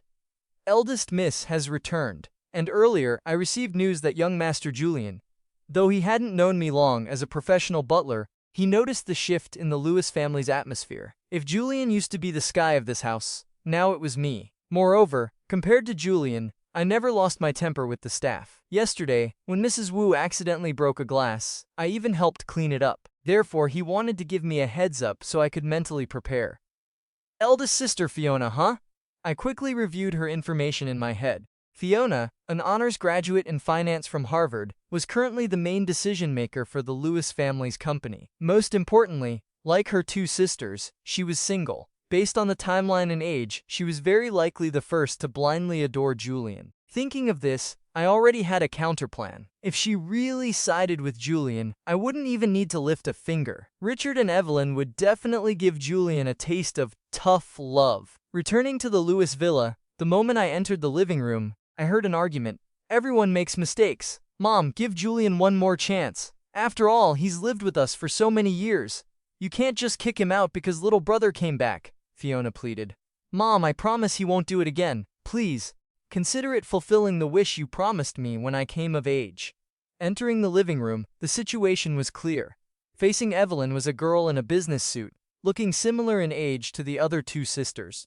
Definitely eldest sister Fiona. Behind her was Julian, looking full of grievance. Beside Evelyn were Chloe and Sarah. Mom, if eldest sister says so, just agree. your health is more important. Analyzing the situation, I quickly walked over and patted Evelyn's back. Mom, your health comes first. Everything else can wait. According to the tropes, even if I tried to stop Julian, he would eventually find a way back due to various reasons. Instead of fighting it, it was better to stand on the moral high ground. Plus, without this variable, how could I get the chance to kick him out for good? Carter, you're back. Feeling me pat her back, Evelyn reined in her agitation, holding my hand apologetically. I'm sorry, you had to suffer. Fiona and I were both her biological children. The palms and backs of the hands are both flesh. Earlier, she refused Fiona's request because she didn't want to hurt me. Now that I spoke up, she went with the flow and agreed. It's fine, Mom's health is more important. I shook my head, smiling at Evelyn, then looked at my biological eldest sister. Seeing her eyes full of worry for Julian, I simply shook my head and helped Evelyn leave. If my guess was right, there was going to be a good show to watch soon. Fiona was Julian's last lifeline. He would cling to her at all costs. Looking at her expression, her feelings for Julian went far beyond sisterly love. Put these two together, one full of ulterior motives, one full of emotion. What would be the result? But Chloe and Sarah didn't understand my intention. Seeing me just glance at Fiona and help Mom leave, they felt sad. Sister, you went too far this time. Sarah bit her lip, spoke to Fiona, and chased after Mom and me. Julian, you're on your own. Chloe shot a deep glare at Julian, who was being protected by Fiona, and turned to leave. In their hearts, if Julian hadn't stubbornly returned, the house wouldn't be in such chaos. Now they only felt disgust for him. Should I just leave? Seeing everyone walk away, Julian, despite wanting to run them all over with a car, put on a miserable face. Mom, second sister, third sister. It's okay, Julian, eldest sister is here. Fiona patted his head, smiling. Go back to her room first. I already had someone tidy it up for you. Thank you, eldest sister. I love you the most. Julian hugged Fiona tightly. Feeling his warm embrace, Fiona didn't push him away. A hard-to-detect emotion flashed in her eyes. Half an hour later, at the main dining table.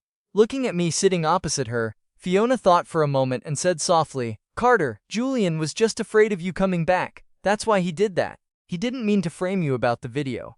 I also heard the two girls mention it. I apologize on his behalf. Fiona was sharp. She knew about the video from her sisters, but because Julian cried, she chose to believe him. However, my recent actions and reaction in the living room made it impossible for her to hate me. You don't need to tell me this. I raised a hand to interrupt her. What's decided is decided. Let's not bring it up again. Instead of talking to me, you should figure out how to apologize to Mom. What she really wanted to say was, don't target Julian, forgive him. If it weren't for Julian's self-destructive actions earlier, this sister wouldn't have just said a few simple words. Seeing I didn't want to continue the topic, Fiona pursed her lips, saying seriously, regardless, I apologize for his past actions. She really liked Julian, but no need, you didn't do it. Looking at Fiona bowing her head for love, I rested my chin on my hand and smiled. Instead of talking about this, tell me, did you see anything fun while abroad? If she were the typical evil eldest sister who tried to hit me, I would have shown her why flowers are red. But she knew right from wrong, so I didn't need to act arrogant. Plus, I had other plans. Things abroad. Seeing my attitude shift, Fiona sighed in relief. Actually, there was one thing. What she didn't notice was that, during our pleasant conversation, a pair of venomous eyes glared at us from the corner of the second-floor hallway. 10 minutes later, Richard took his seat, and the servants began serving food. Thanks to the harmonious conversation between Fiona and me, the previous tension dissipated. After all, the Lewis family didn't want to see siblings hating each other. When the food was almost fully served, Fiona looked at the empty seat next to her and asked the servant, why hasn't Julian come down to eat? At the mention of Julian, the harmonious atmosphere vanished. Everyone's eyes quietly shifted to me, worried I'd be upset. The servant looked awkward, glanced at me, and pressed her lips together as if wanting to speak. Just as she gathered the courage to open her mouth, I interrupted. Were you going to say young Master Julian is in a bad mood and doesn't want to eat? I then shot a glance at Fiona, ensuring she understood he wasn't coming down because of me. Hearing my calm, emotionless voice, the servant's hesitant expression froze. She hurriedly tried to defend herself. No! If not, then tell us why he isn't coming down. I rested my chin on my hand, staring at her. Being stared at by the whole family, the servant panicked. If she hadn't taken bribes from Julian, she wouldn't have dared do this. Now that I called her out, what could she say? Seeing her obvious guilt, everyone immediately understood I was right. Their dissatisfaction with Julian grew. Eldest sister, now do you see why I opposed him coming back? Chloe glared angrily at the servant, then turned to the silent Fiona. To avoid affecting the family, you need to make him leave. Facing everyone's gaze, Fiona opened her mouth but couldn't speak. The servant's actions said it all. Julian's motive was too obvious. Alright, eldest sister, I hope you keep him in line. Stopping the others from arguing, I shook my head in self-mockery. Anyway, dealing with this is like stepping on a toad. It doesn't bite, but it's disgusting. I knew making things difficult for Fiona now was useless. She couldn't kick Julian out over one incident. Instead of dragging it out, it was better to push my plan forward. I'm sorry, Carter. I'll go find him right now. Fiona looked at me gratefully, stood up and headed upstairs. All right, let's eat. Watching her back, Evelyn clapped her hands. The food won't taste good if it gets cold. Yes, Chloe, Sarah, and I nodded in unison and started eating. Richard had remained as calm as an old dog the whole time, as if Julian's drama wasn't worth his attention. With Fiona gone, the dining room atmosphere turned harmonious again. I felt the time was ripe. I ate while asking Chloe, third sister, how are those movies you recommended? Movies? You guys watch them behind my back again? Hearing us mention movies, Sarah protested. This was supposed to be a three-person activity. Why do I feel left out? What's secret watching? Chloe shrugged indifferently. I just finished the previous one. But compared to the others, this one is a real mind-bender. I mean, in reality, how could a sister fall in love with her brother and go against the family to be with him? The speaker has no intent, but the listener takes it to heart. Hearing Chloe's words, the entire Lewis family collectively looked up toward the second floor. Realizing everyone's gaze, Chloe gasped, muttering, "It couldn't be, right?" According to the plot development, when Fiona goes to find Julian, they might accidentally hug out of carelessness, and then accidentally kiss. Chloe didn't speak softly. Hearing this, the Lewis parents lost their appetites. They immediately stood up and ran upstairs. Eldest sister wouldn't really go that far, right? Sarah swallowed hard, watching her parents' retreating figures. Though she didn't finish the sentence, Chloe and I instantly understood. Let's go see. It's weird to just sit here eating without mom and dad. I stood up and headed for the second floor. Since the day I discovered Fiona might have special feelings for Julian through various incidents in the house, I had been preparing for today. But I didn't plan to kick Julian out, using just this simple trick.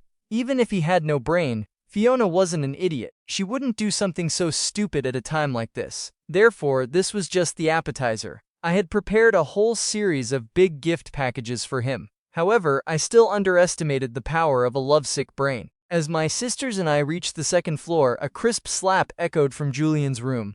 Following that was the furious voices of Richard and Evelyn. "Get out of the Lewis house immediately," Richard roared. "You bastard," Evelyn cursed. "How dare you? Mom, Dad, listen to my explanation. It's not what you think." Julian panicked. Hearing the chaotic argument, I glanced at the stunned Chloe. "Joke's on you, third sister. Congratulations on becoming a prophet." Chloe forced a smile. "Thanks." 10 minutes later, in the living room, the servants had quietly withdrawn, leaving only the Lewis family members. Julian and Fiona were kneeling in the center of the room, awaiting judgment. Compared to Julian, Fiona, who only had a slap mark on her face, looked much worse. Her hair was messy, and her clothes had footprints on them. Marks from her using her body to shield Julian from Richard's fury. "Mom, Dad, since Julian has no blood relation to our family, then he and I..." Looking at her furious parents, Fiona didn't dare finish her sentence. But everyone understood. No blood relation means it's fine for us to be together, right? As for Julian, he was playing the turtle, hiding his head. Looking at her unrepentant eldest daughter, Evelyn clutched her chest, as if she were about to faint. "Mom, calm down!" I quickly supported her, took a heart pill from her pocket, and gave it to her. "Mom, don't get agitated. Let me talk to eldest sister." Julian had handed me this perfect assist. If I didn't keep acting, wouldn't I be letting down his self-awareness? After taking the pill, Evelyn looked disappointedly at the daughter she and her husband had once placed high hopes on, then sat down on the sofa with my help. Richard wanted to hit them a few more times, but for his wife's safety, he stayed by her side to care for her. "Eldest sister." I looked at the battered Fiona, placed a cushion under her knees, and said softly, "Think clearly. After all, having feelings for someone you raised as a brother since childhood." I didn't finish, but everyone got the point. Loving your own brother? Just thinking about it is explosive. If the situation weren't so serious, Sarah would have exclaimed that art truly imitates life. Thank you, Carter. Seeing me carefully place the cushion, Fiona's eyes welled with tears. Compared to someone presenting flowers to Buddha, offering coal in the snow is always more touching. I've taken care of Julian since he was little. For a long time, I secretly prayed he wasn't my biological brother. Before finding out he wasn't related by blood, I always suppressed my feelings. Even when I went upstairs just now, I hadn't truly made up my mind. But when Julian hugged me and said he was afraid you would take me away, my heart was in chaos. If it weren't for that, with her intellect, how could she have planned to do that in the room at a time like this? During that time, did you ever see a therapist? I held Fiona's shoulders and asked seriously. You two have a huge age gap. When Julian was a toddler, you were already in elementary school. With that age gap, your social circles and lives shouldn't have intersected. If under those circumstances you still... Seeing my concerned look, Fiona turned her face away, her voice small. I wanted to give up, but Julian treats me so well, I couldn't do it. Eldest sister, perfect timing. Julian, who had been playing dead, jumped out, putting on a pitiful, innocent face, as if he didn't know his actions had consequences. His words could be interpreted in many ways, depending on the listener. Seeing his fake act, Fiona lowered her head in shame, as if her actions had tainted her brother's pure care. Almost there, just need a little more fuel. Thinking of this, I delivered the soul-interrogating blow to my sister. I want to know, every time you tried to give up, did Julian make you feel like he also had those feelings? Furthermore, did he accidentally create physical contact that crossed the line between siblings? Hearing this, Fiona looked up in shock. How did you know? Julian's face instantly turned chalk white. Before he could defend himself, Evelyn, who had been resting, walked over and slapped him hard. Can't you see he was seducing you? Evelyn looked in utter disappointment at the stunned Fiona. Richard immediately clapped his hands, calling for a few burly maids. Drag this bastard out! Mom, Dad, don't kick me out. Before Julian could finish, I unleashed a lion's roar slap onto his face. Shut up, you scum! Eldest sister was so good to you, and you schemed against her? The slap was so hard that Julian's right cheek swelled visibly, and a tooth flew out. Seeing him crash to the floor, Fiona hurriedly grabbed my arm, trying to stop me from hitting him again, sobbing, Carter, don't hit him. This is my fault too. She was truly a warrior of pure love. Even knowing Julian intentionally hooked her, she couldn't forget him instantly. For your sake, eldest sister, I'll spare him this time. I helped Fiona up. Let's go, I'll take you upstairs. But seeing her stubbornness, Evelyn yelled upstairs. Or do you want to anger your mother to death before you're satisfied? Seeing her mother panting heavily, Fiona lowered her head and sobbed. Mom, don't be like this. I'll go with Carter. Half an hour later, on the swing in the Lewis family garden, I was listening to a horror story on my phone while chatting with old Arthur about the past few days. However, I didn't mention much about tonight. Some things shouldn't be spread. Silence was good for the Lewis family and old Arthur. Besides, Julian was his biological son. I didn't want him to be sad over Fiona's punishment. After discussing it, everyone decided to ground Fiona until she woke up to reality. As for Julian, he was naturally kicked out by the parents again. But unlike last time when a car took him, this time he could only walk or call a cab. I feel a bit evil. Looking up at the scattered stars, I put down my phone and teased the system. Hey, are you sure you aren't a villain, system? Does this mean I can officially be the bad guy? System. Refusing to speak with the host. Though scheming against my sister made me feel a bit guilty, this operation's technically pulled her off the wrong path. Julian was truly a worthless piece of green tea trash. While I was chatting with old Arthur, Sarah and Chloe came out to comfort me, led by a servant. They originally planned to sneak up and scare me, but hearing the faint sounds from my phone, they perked their ears up. Just as the police officer in the story was about to leave, a little girl in red suddenly appeared behind him, holding the skull of the victim that had been missing for days. Mister, are you looking for this? Seeing the stunned officer, the girl smiled, holding up the rotting skull. This ball is broken, give me yours! Before he could react, the terrified officer realized the girl had vanished. While he was searching, a chilling laugh echoed in his ear. Mister, your ball belongs to me now. In the dim light of the garden, hearing this story, Chloe and Sarah turned pale and instinctively hugged each other tight. The noise caught my attention. Seeing them hugging and locking eyes, I quietly turned away and said, Don't worry, I swear I won't tell mom and dad. But you two should be careful doing this at home. What if they come out for a walk? In my heart, I judged them. I thought you two were normal. Who knew you were the deepest closeted Yuri couple? If I hadn't accidentally seen this tonight, I wouldn't have guessed even if you beat me to death. Hearing my nonsense, the sisters froze. Chloe reacted first, pushing Sarah away awkwardly. You stinky brat! What are you thinking? We hugged because we heard you listening to a ghost story in the middle of the night. Sarah, a bit slower, also hurriedly explained, yeah, we were just scared by you. Whether they actually had something going on or not, they wouldn't dare act recklessly. Especially remembering their parents' fury tonight, Sarah had no doubt that if she and Chloe really had something, they'd be locked up in the city's strictest tutoring center within an hour. They just wanted to relax. Seeing them explain so seriously, I didn't argue and asked, so, second sister, third sister, why did you come out here? Even if they really had something, it wasn't my place to handle. Instead of forcing them, it was better to let them be free. This brat definitely doesn't believe us. Chloe glared at me helplessly, dragging Sarah to sit on either side of the swing. We were worried you were sad, so we came to comfort you. Over time, she no longer felt the initial awkwardness. Sometimes she wondered if there really was a special bond between blood siblings. Otherwise, how could we become so close in just half a month? Don't worry, I'm not that fragile. Meeting their worried eyes, I smiled and waved. If my heart was that weak, I would have dropped dead the moment I came back. Meeting my biological parents after a decade, only to find the house had no place for me. If I lacked a sense of immersion and didn't have an adult mindset, my heart would have turned cold. If I were the original Carter from the novel, I wouldn't be sitting on a swing chatting with my sisters right now. I'd be in a basement or a utility room, enduring the family's sarcasm and Julian's green tea bullying. Let's forget about that day.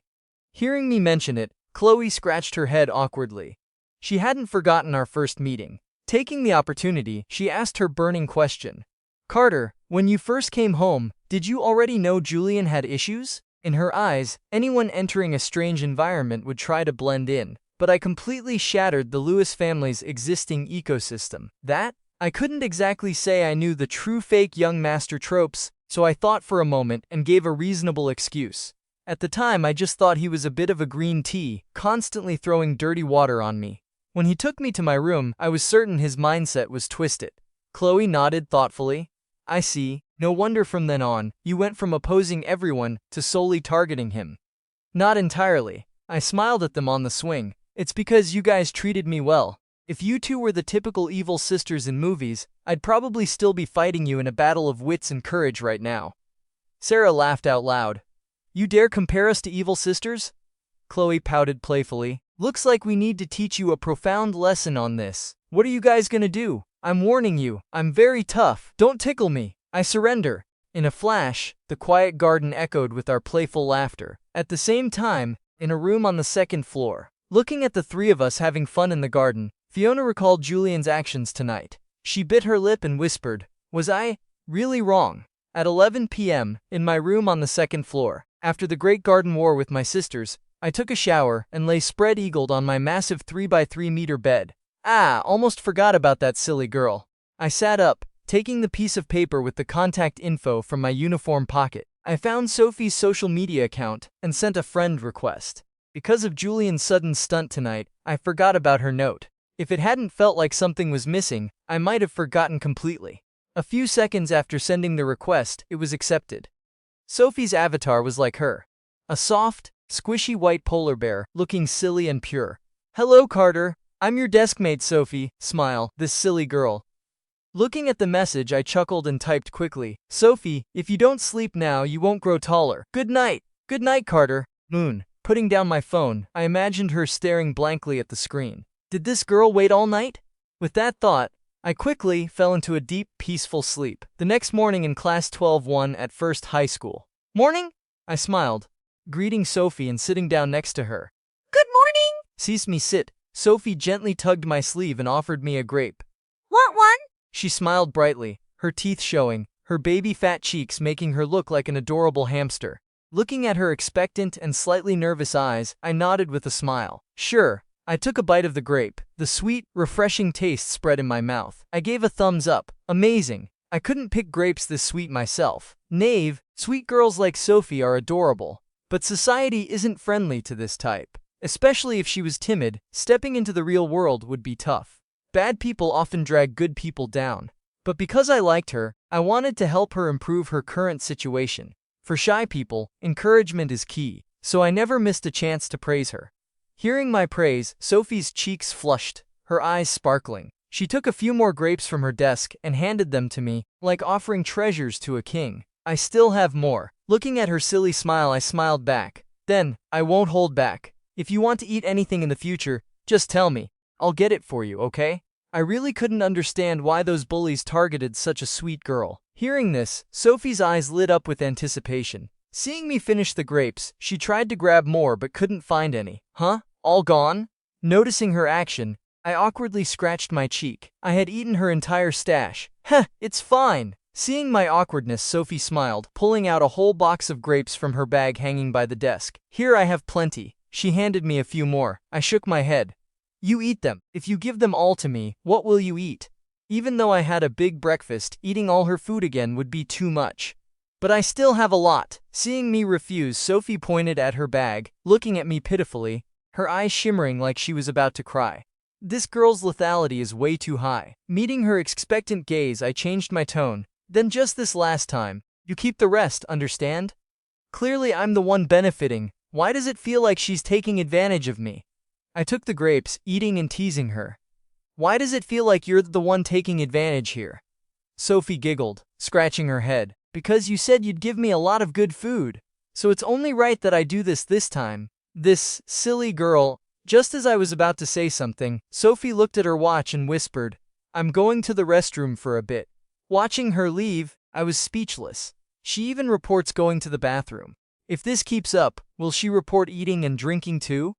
Thinking of her naive demeanor, I suddenly felt like I was raising a daughter. If I treat her like a daughter, and we end up dating later, wouldn't I become a... Seeing she hadn't returned, I left the classroom. Suddenly, I heard a commotion.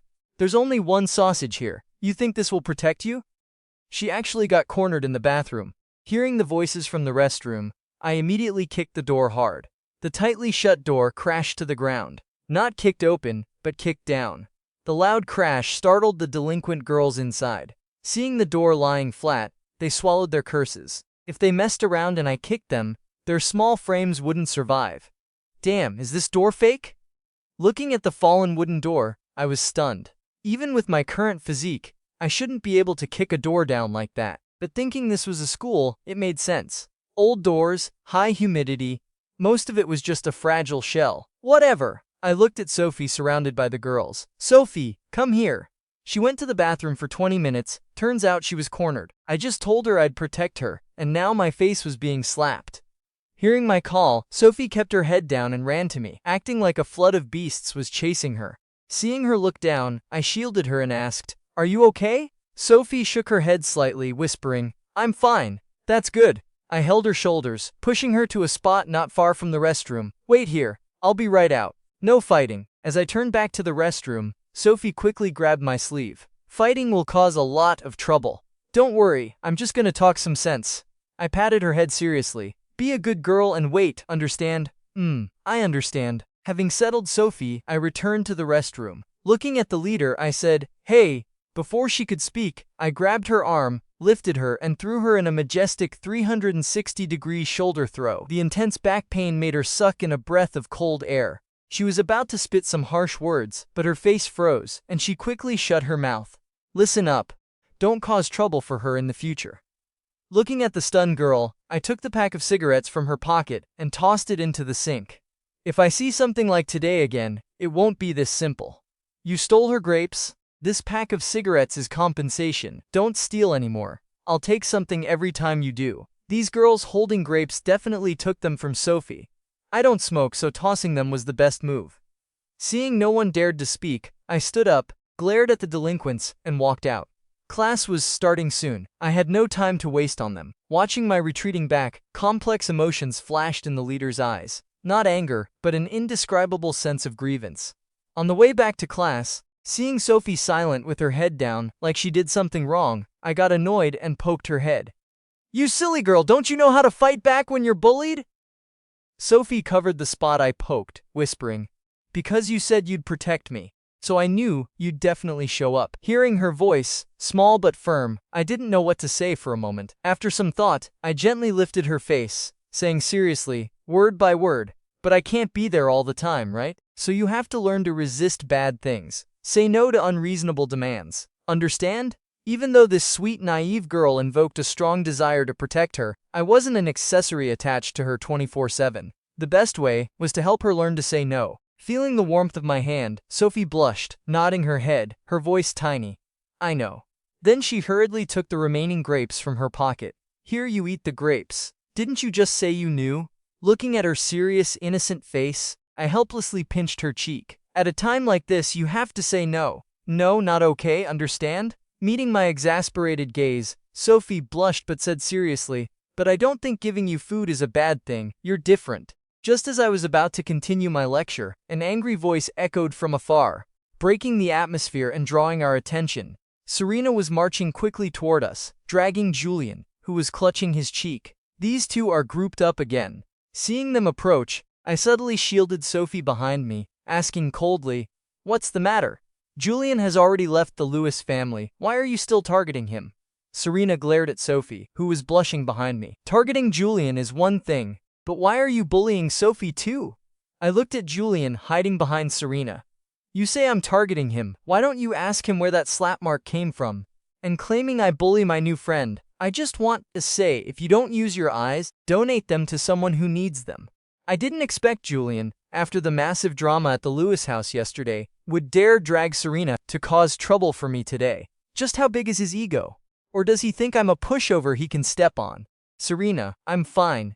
Julian pulled Serena's sleeve, looking at Sophie peeking out from behind me, and said pitifully, "Sophie, don't worry. Carter is just a bit rough. If you're worried about anything, just tell us. We'll help you solve it." Having been kicked out of the Lewis family again, he knew his chances of returning were slim, so he had to hold on to Serena tightly.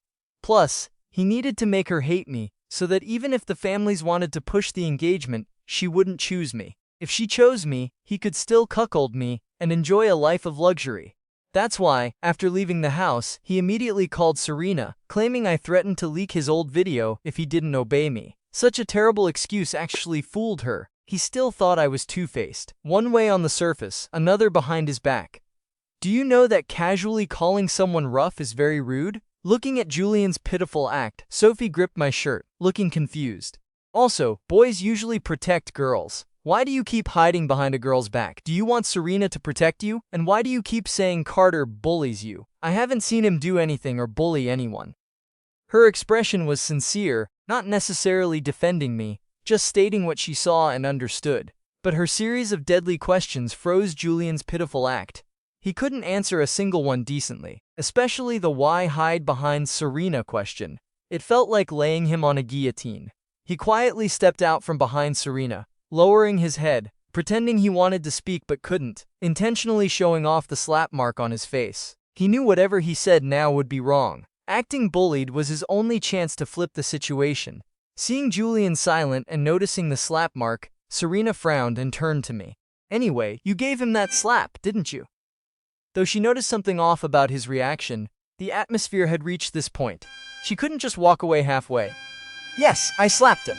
I raised a hand, interrupting her. "Don't rush. I'm not finished." I stepped forward, grabbed Julian by the collar, ignored his struggles, and slapped his other cheek hard.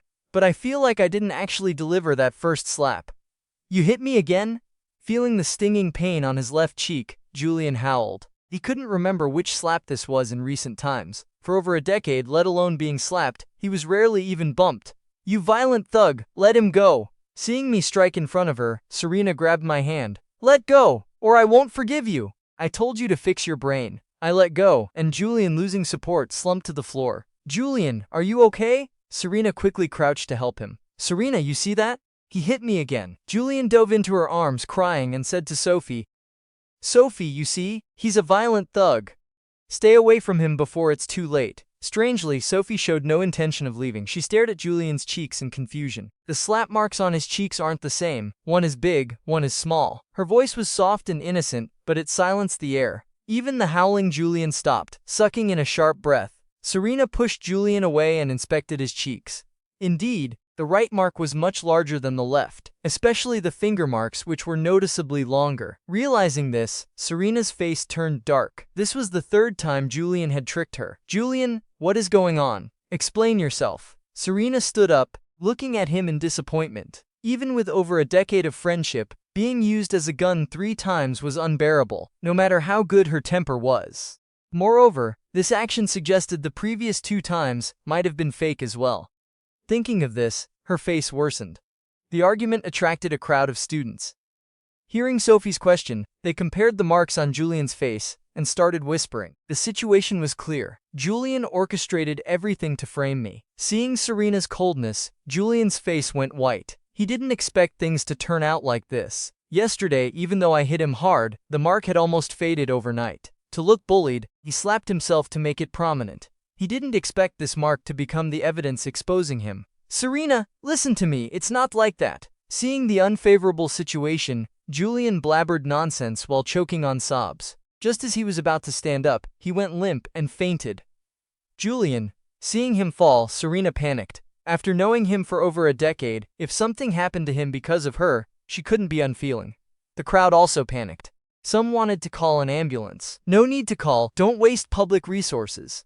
I crouched next to Julian and pulled off his shoe. Feeling my action, 10,000 alpacas stampeded through Julian's heart. He forgot I had the tickle move. That's right, Julian was faking fainting again. This was his go-to move when facing unsolvable problems. At the Lewis house, if it weren't for me, they probably wouldn't have realized he was faking, and his framing might have been swept under the rug. Learning from last time, he held his breath this time. "Ha! As long as I hold my breath, I won't smells my own feet even if he takes my shoe off." But while Julian was focused on holding his breath, I raised the shoe high and slammed it hard against the sole of his foot. A miserable scream echoed through the hallway. Looking at Julian clutching his foot and rolling around, I tossed the shoe next to him. "Just a joke, Julian. Next time you fake fainting, make it more realistic. You always faint at the most convenient times. I'd feel bad not exposing you." Saying that, I ignored the strange looks and whispers from the students and pulled Sophie into the classrooms. Serena took a deep breath watching Julian roll around. She didn't say anything harsh, just gave him a disappointed glance and went to class. As for Julian, besides the whispers from the students, no one cared about him anymore.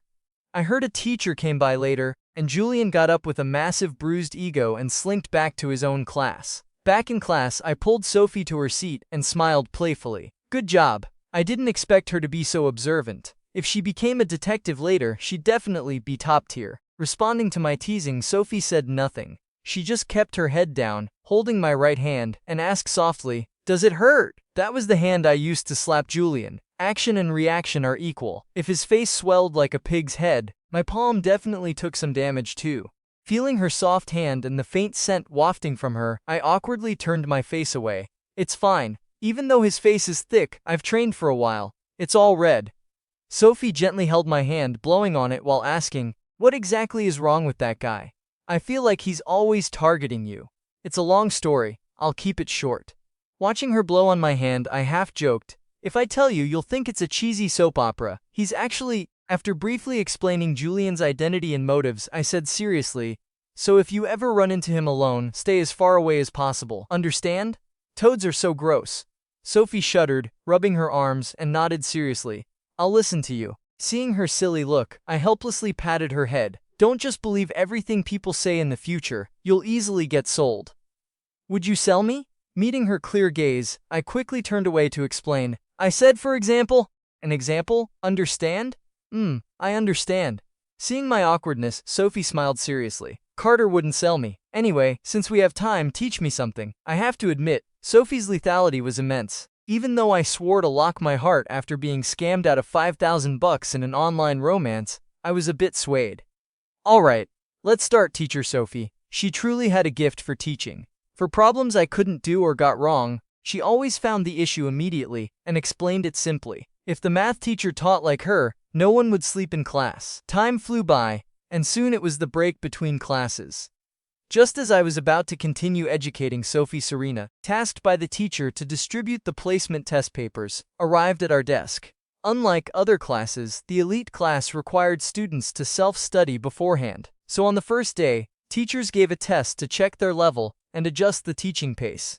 Seeing us laughing and talking, a gloomy look flashed in Serena's eyes, but she quickly hid it. She placed the test papers on the desk and said seriously to me, "I'm sorry, I misunderstood you again. If you need, I can help you review." Since she entered the school through the Lewis family's connections, she knew a bit about me. My grades were not outstanding. In fact, 80% of the students in this class could crush me in scores. No need to apologize. Who knows if there will be a next time. I waved my hand, looking at the silly Sophie beside me. As for reviewing, I already found a teacher.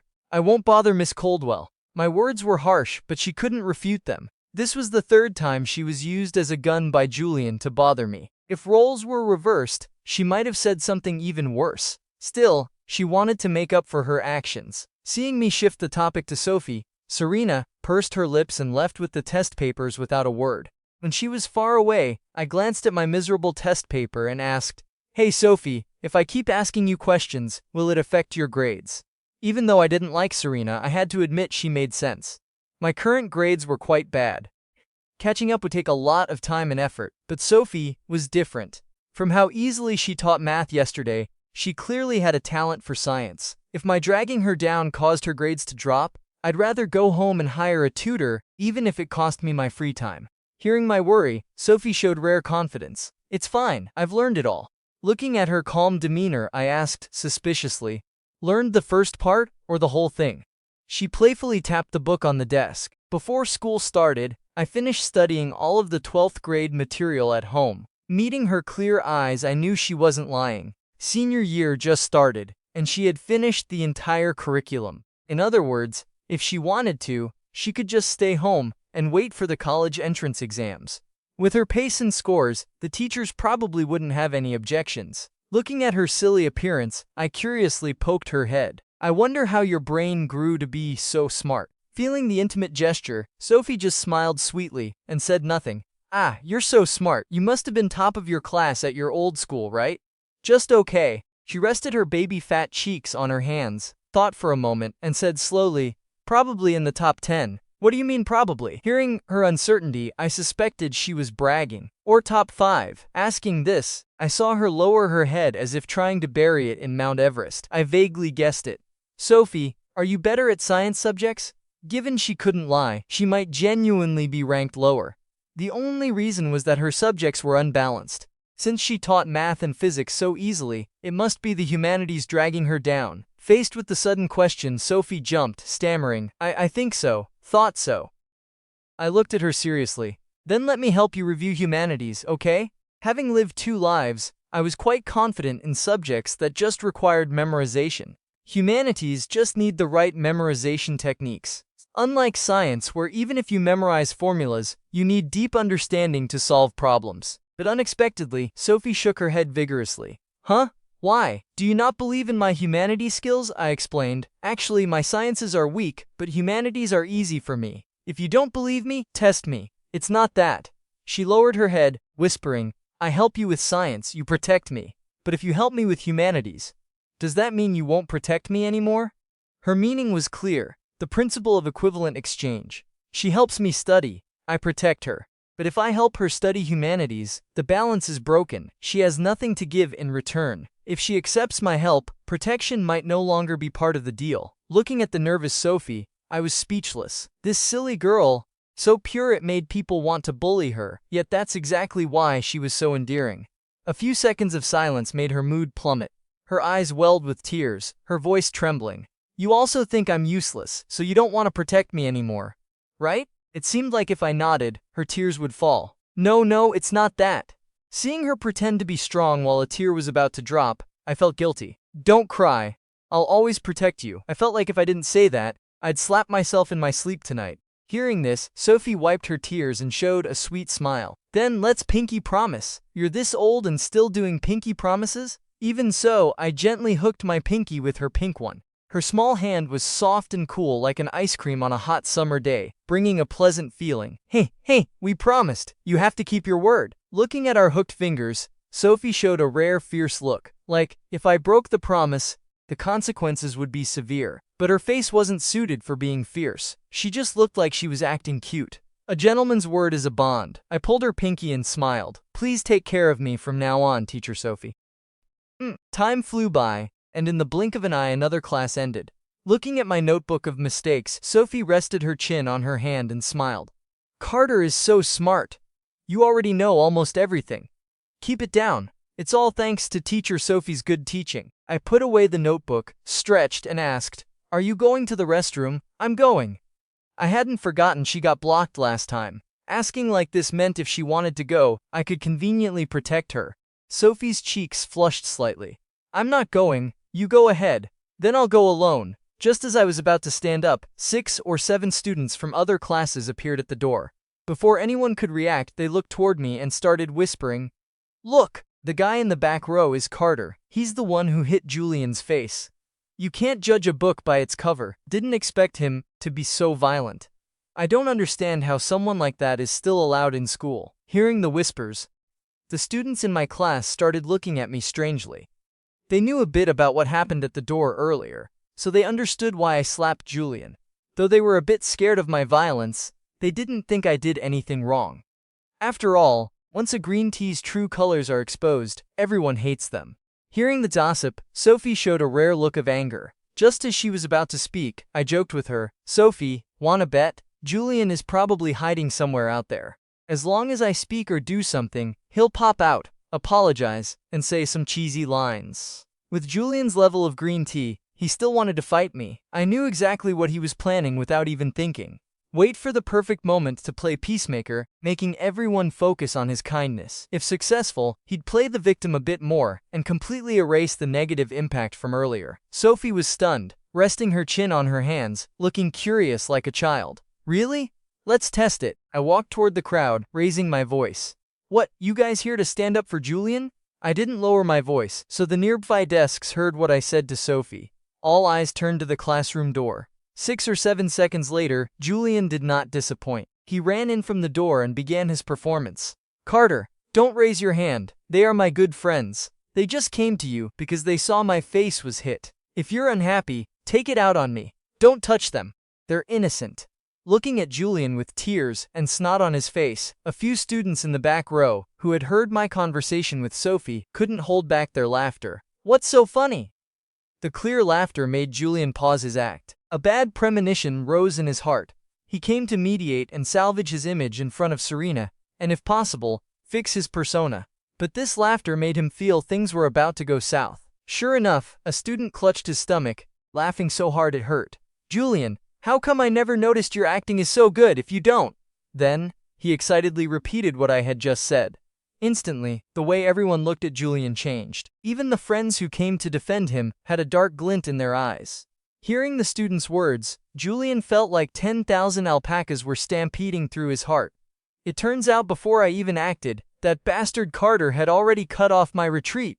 If I hadn't spoken first, his actions would be seen as protecting his friends. But now, wasn't he just self-directing a play, using others to build his own image? Looking at everyone's eyes, Julian knew he was doomed today.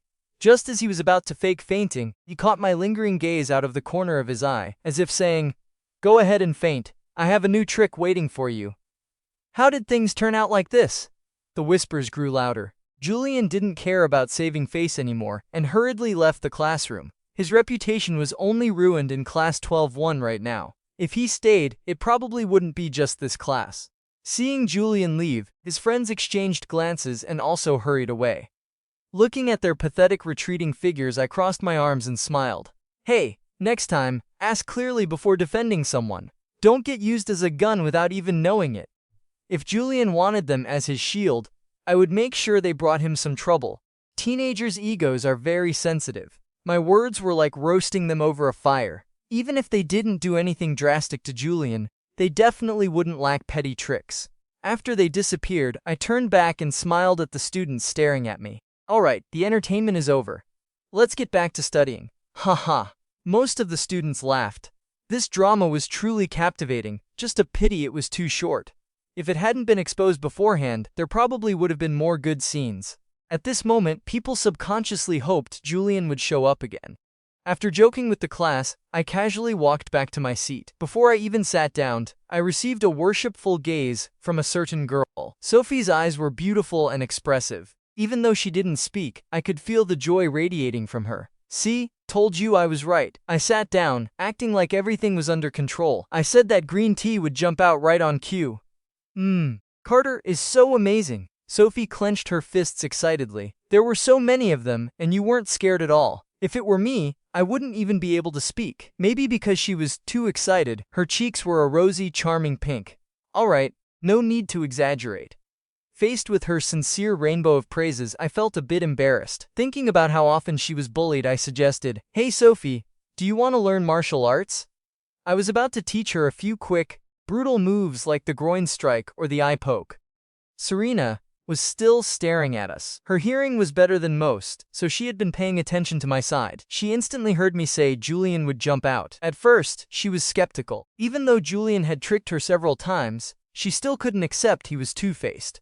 But reality gave her a harsh slap. He didn't just jump out, he did it exactly as I predicted. Thinking of his recent actions, her newly settled heart fell into chaos again. He was getting further and further away from the sunny boy in her memories. Meanwhile, at the door of Class 12-8, since Class 12-1 and 12-8 weren't on the same floor, it took Julian a few minutes to get back.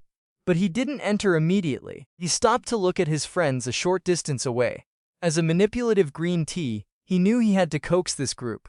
If any of them spread the story, his carefully crafted persona of 2 years would collapse. He didn't have the time or energy to brainwash them again. The best way was to handle them, ensure they didn't speak nonsense, and align their stories. That way, even if Class 12-1 students talked, his status in Class 12-8 wouldn't shake, keeping his chance for a comeback alive. Thinking of this, he hid his venomous look and smiled at his friends. "Thanks for standing by me, everyone. From today for the next week, snacks and lunch are on me. How does that sound?" The students exchanged glances and nodded in unison. Only an idiot wouldn't take advantage of this. Tangible benefits are the most real.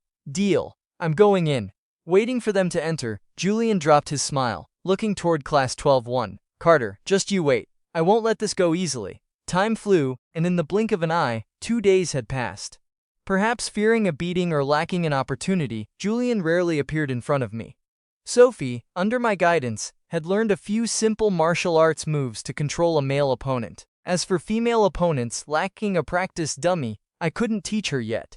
The ultimate techniques of the legendary eunuchs aren't easily passed down after all. On the way to the Lewis family's old estate, looking at the message Sophie sent, my lips involuntarily curled into a smile. "Teacher Sophie, I have a family event today, so I won't be studying with you. Per the request of a certain someone recently after school, if I have any questions, I message Sophie. Me. Alright, I'll message you when I get home, okay?"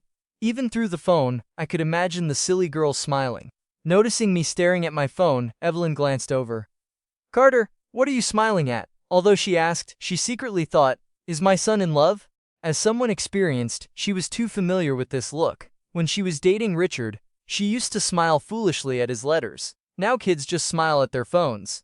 Nothing, just reading a joke. I quickly shoved the phone in my pocket and changed the subject. "Oh right, Mom, where is eldest sister?" Today was the official welcoming ceremony organized by the Lewis family. So even Fiona, who was grounded, was allowed out. The original plan was for the whole family to go to the villa together, but Fiona disappeared right before we left. Hearing my question, Evelyn looked helpless and a bit annoyed. She said she'll come later, and told us to go ahead. Remembering her eldest daughter's rushed departure, she felt uneasy. She just hoped Fiona wouldn't do anything stupid today. Alright. Even without eldest sister, you still have me and second sister." Chloe noticed the strange atmosphere, and patted my shoulder. "Just be a good boy later. Leave any trouble to us sisters. Third sister is right. Carter, just relax and follow the process." Sarah teased Chloe. "When trouble comes, just push third sister forward and run." Hearing herself being treated as a disposable meat shield, Chloe pouted and glared at her sister. "Don't worry, when the time comes, I'll drag you down with me before I run." Alright, stop joking you two." Evelyn smiled, interrupting them. She gently instructed, "Chloe, Sarah, stay close to your brother later. If it's difficult, tell me." "Yes, Mom." The sisters nodded in unison. "Mom, I think we should still prepare a bit." Seeing the happy atmosphere, I thought for a moment and suggested, I bet eldest sister went to pick up Julian. If he shows up.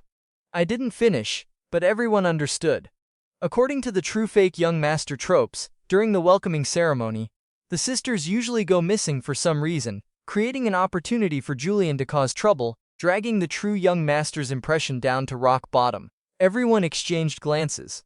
Without saying a word, they understood. Don't worry, Carter, Mom will handle it. Exchanging looks, Evelyn hid a dark glint in her eyes and smiled. You just remember to eat and drink when the party starts. While Evelyn was giving me tips for the ceremony, our car slowly pulled into the Lewis family's old estate.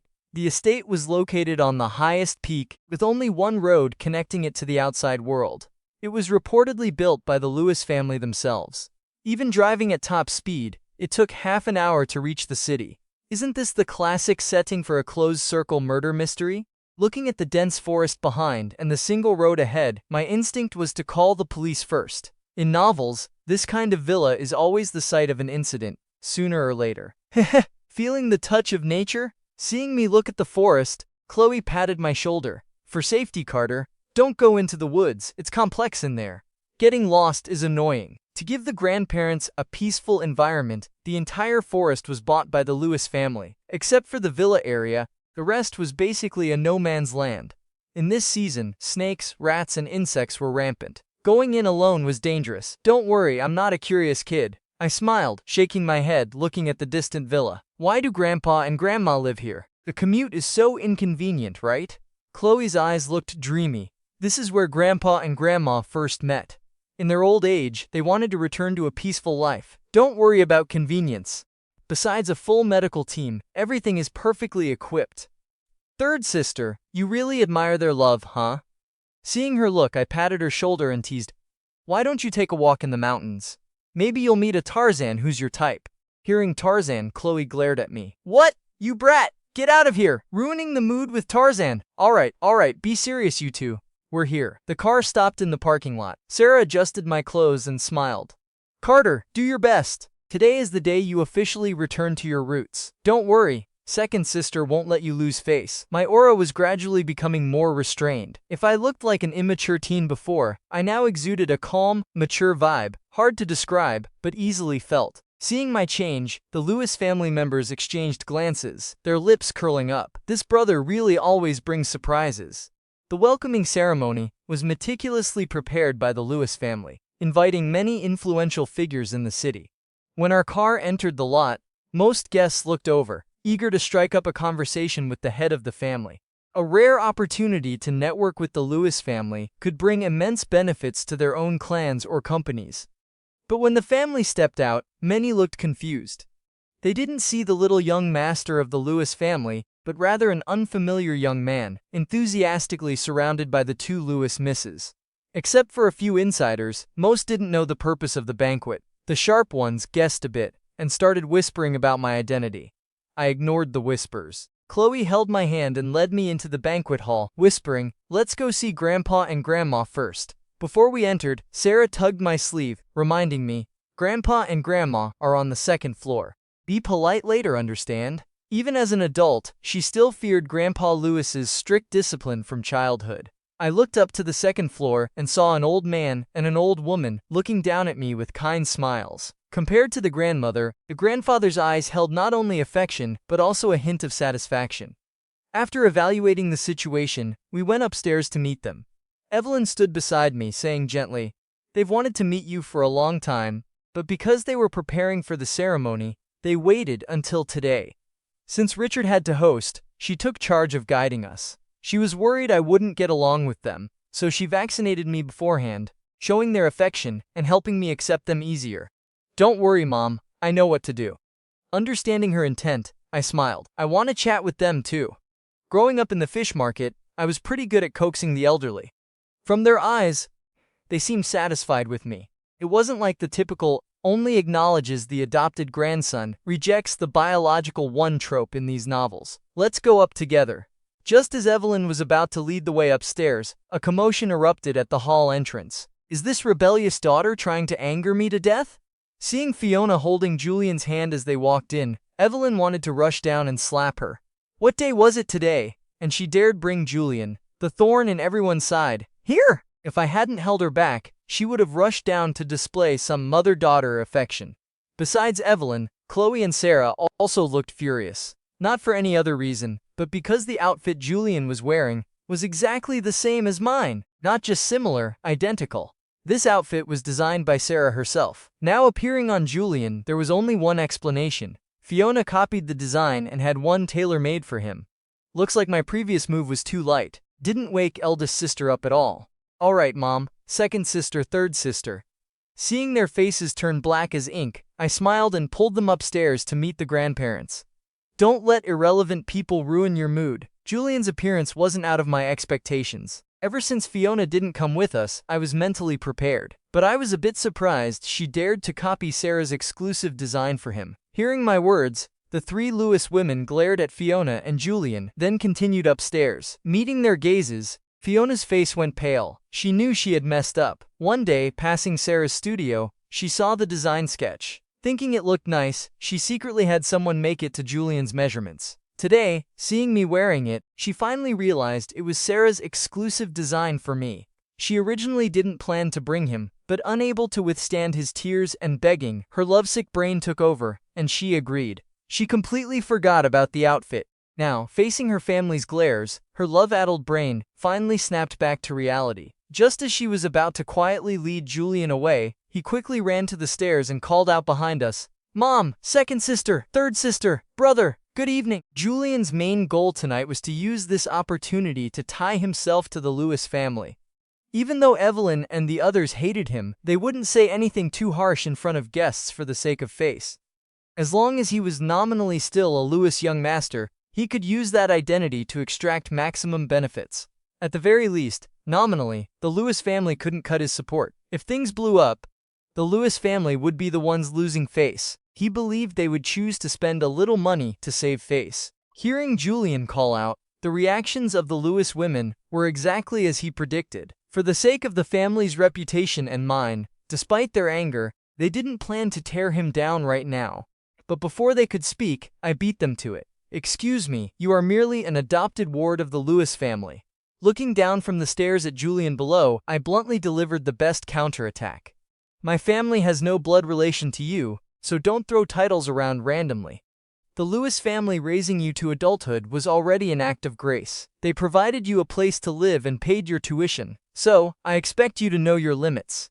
Julian wanted to use the young master title to force the family to accept him temporarily. For the sake of face, I exposed his true status as a ward, and the obligations the Lewis family had already fulfilled for him. The Lewis family raised a non-blood-related person for years, provided shelter and education. No matter where you go, no one could criticize that. Hearing my blunt words, Julian's face turned white. He didn't expect this country bumpkin to be so sharp. With just a few words, he turned him from a Lewis young master into an ungrateful, greedy leech. Furthermore, everything I said was factually based. He couldn't refute it, making the banquet hall explode in whispers. The guests began comparing me to Julian. In terms of looks, I inherited the Lewis family's stunning genes, crushing Julian, who only had a decent aura. As the new young master, I exuded a commanding presence similar to Richard, while the battered Julian looked like a banquet waiter. Even wearing the exact same outfit, in everyone's eyes, I was leagues ahead of him. "Let's go." I cast a deep look at Julian and the pouting Fiona behind him, then led my family up to the second floor. On the second floor, Grandpa Lewis sat on the sofa, happily sipping tea and smiling at Grandma. "Looks like this newly returned grandson isn't bad." He quickly found the crux of the issue and counterattacked instantly. As the founder of the Lewis family empire, his eyes were sharp. My few simple words not only crushed Julian, but also demonstrated a quick wit that few possess under pressure. He believed that with cultivation, I could take the Lewis family even further. Hearing her husband praise their grandson, Grandma Lewis smiled and nodded. "He is a good child. Besides the eldest, the other two girls are already getting along with him. As for the eldest, we'll see." While they chatted, we arrived on the second floor. Chloe, with her lively personality, ran over and hugged Grandma's arm. "Grandpa, Grandma! Long time no see, I missed you to death." Grandma patted her head and smiled. "Your mouth is as sweet as ever, child." Chloe pulled me over to introduce. "Grandpa, Grandma, this is the brother we just found, Carter." Because the ceremony hadn't officially finished, they were still using my original name. Hello, Grandpa, Grandma. Since I wasn't close to them yet, I just greeted them obediently and stood still. Sarah had been quiet as a mouse ever since she saw Grandpa Lewis. Grandma waved at me. Carter, come here. Let Grandma get a good look at you. Yes, Grandma. I trotted over and crouched in front of her. This detail made the grandparents even more pleased. Yes, yes. Looks exactly like Richard when he was young. Grandma rubbed my cheek and turned to Grandpa. Old man, where's the gift for your grandson's first meeting? Bring it out. The more she looked at me, the more she liked me. Maybe the skip-a-generation affection is real. Despite grumbling about being rushed by his wife, Grandpa Lewis pulled out an emerald pendant from his pocket. This is a gift from Grandma and me. It's not too precious. Don't disdain it. Sarah, Chloe, and Evelyn were stunned. An imperial green emerald and you call it not precious? Are you hearing yourself? I accepted the pendant with both hands, smiling brightly. Thank you, Grandpa, Grandma. I will treasure it. Silly boy, let Grandma put it on you. Grandma placed the pendant around my neck. Not bad. Jade nourishes people, and people nourish Jade. This suits you perfectly. Thank you, Grandma. Just as I was about to say something, footsteps echoed from the stairs again. Then a voice made everyone frown. Grandpa, Grandma, long time no see. Everyone looked over and saw Julian and Fiona walking up. If it weren't for the grandparents being present, Evelyn would have rushed over and unleashed the electric 5-whip strike. She couldn't understand how these two still had the face to show up.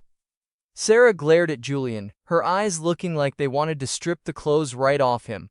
That outfit took her nights to design for me, and now it was on him.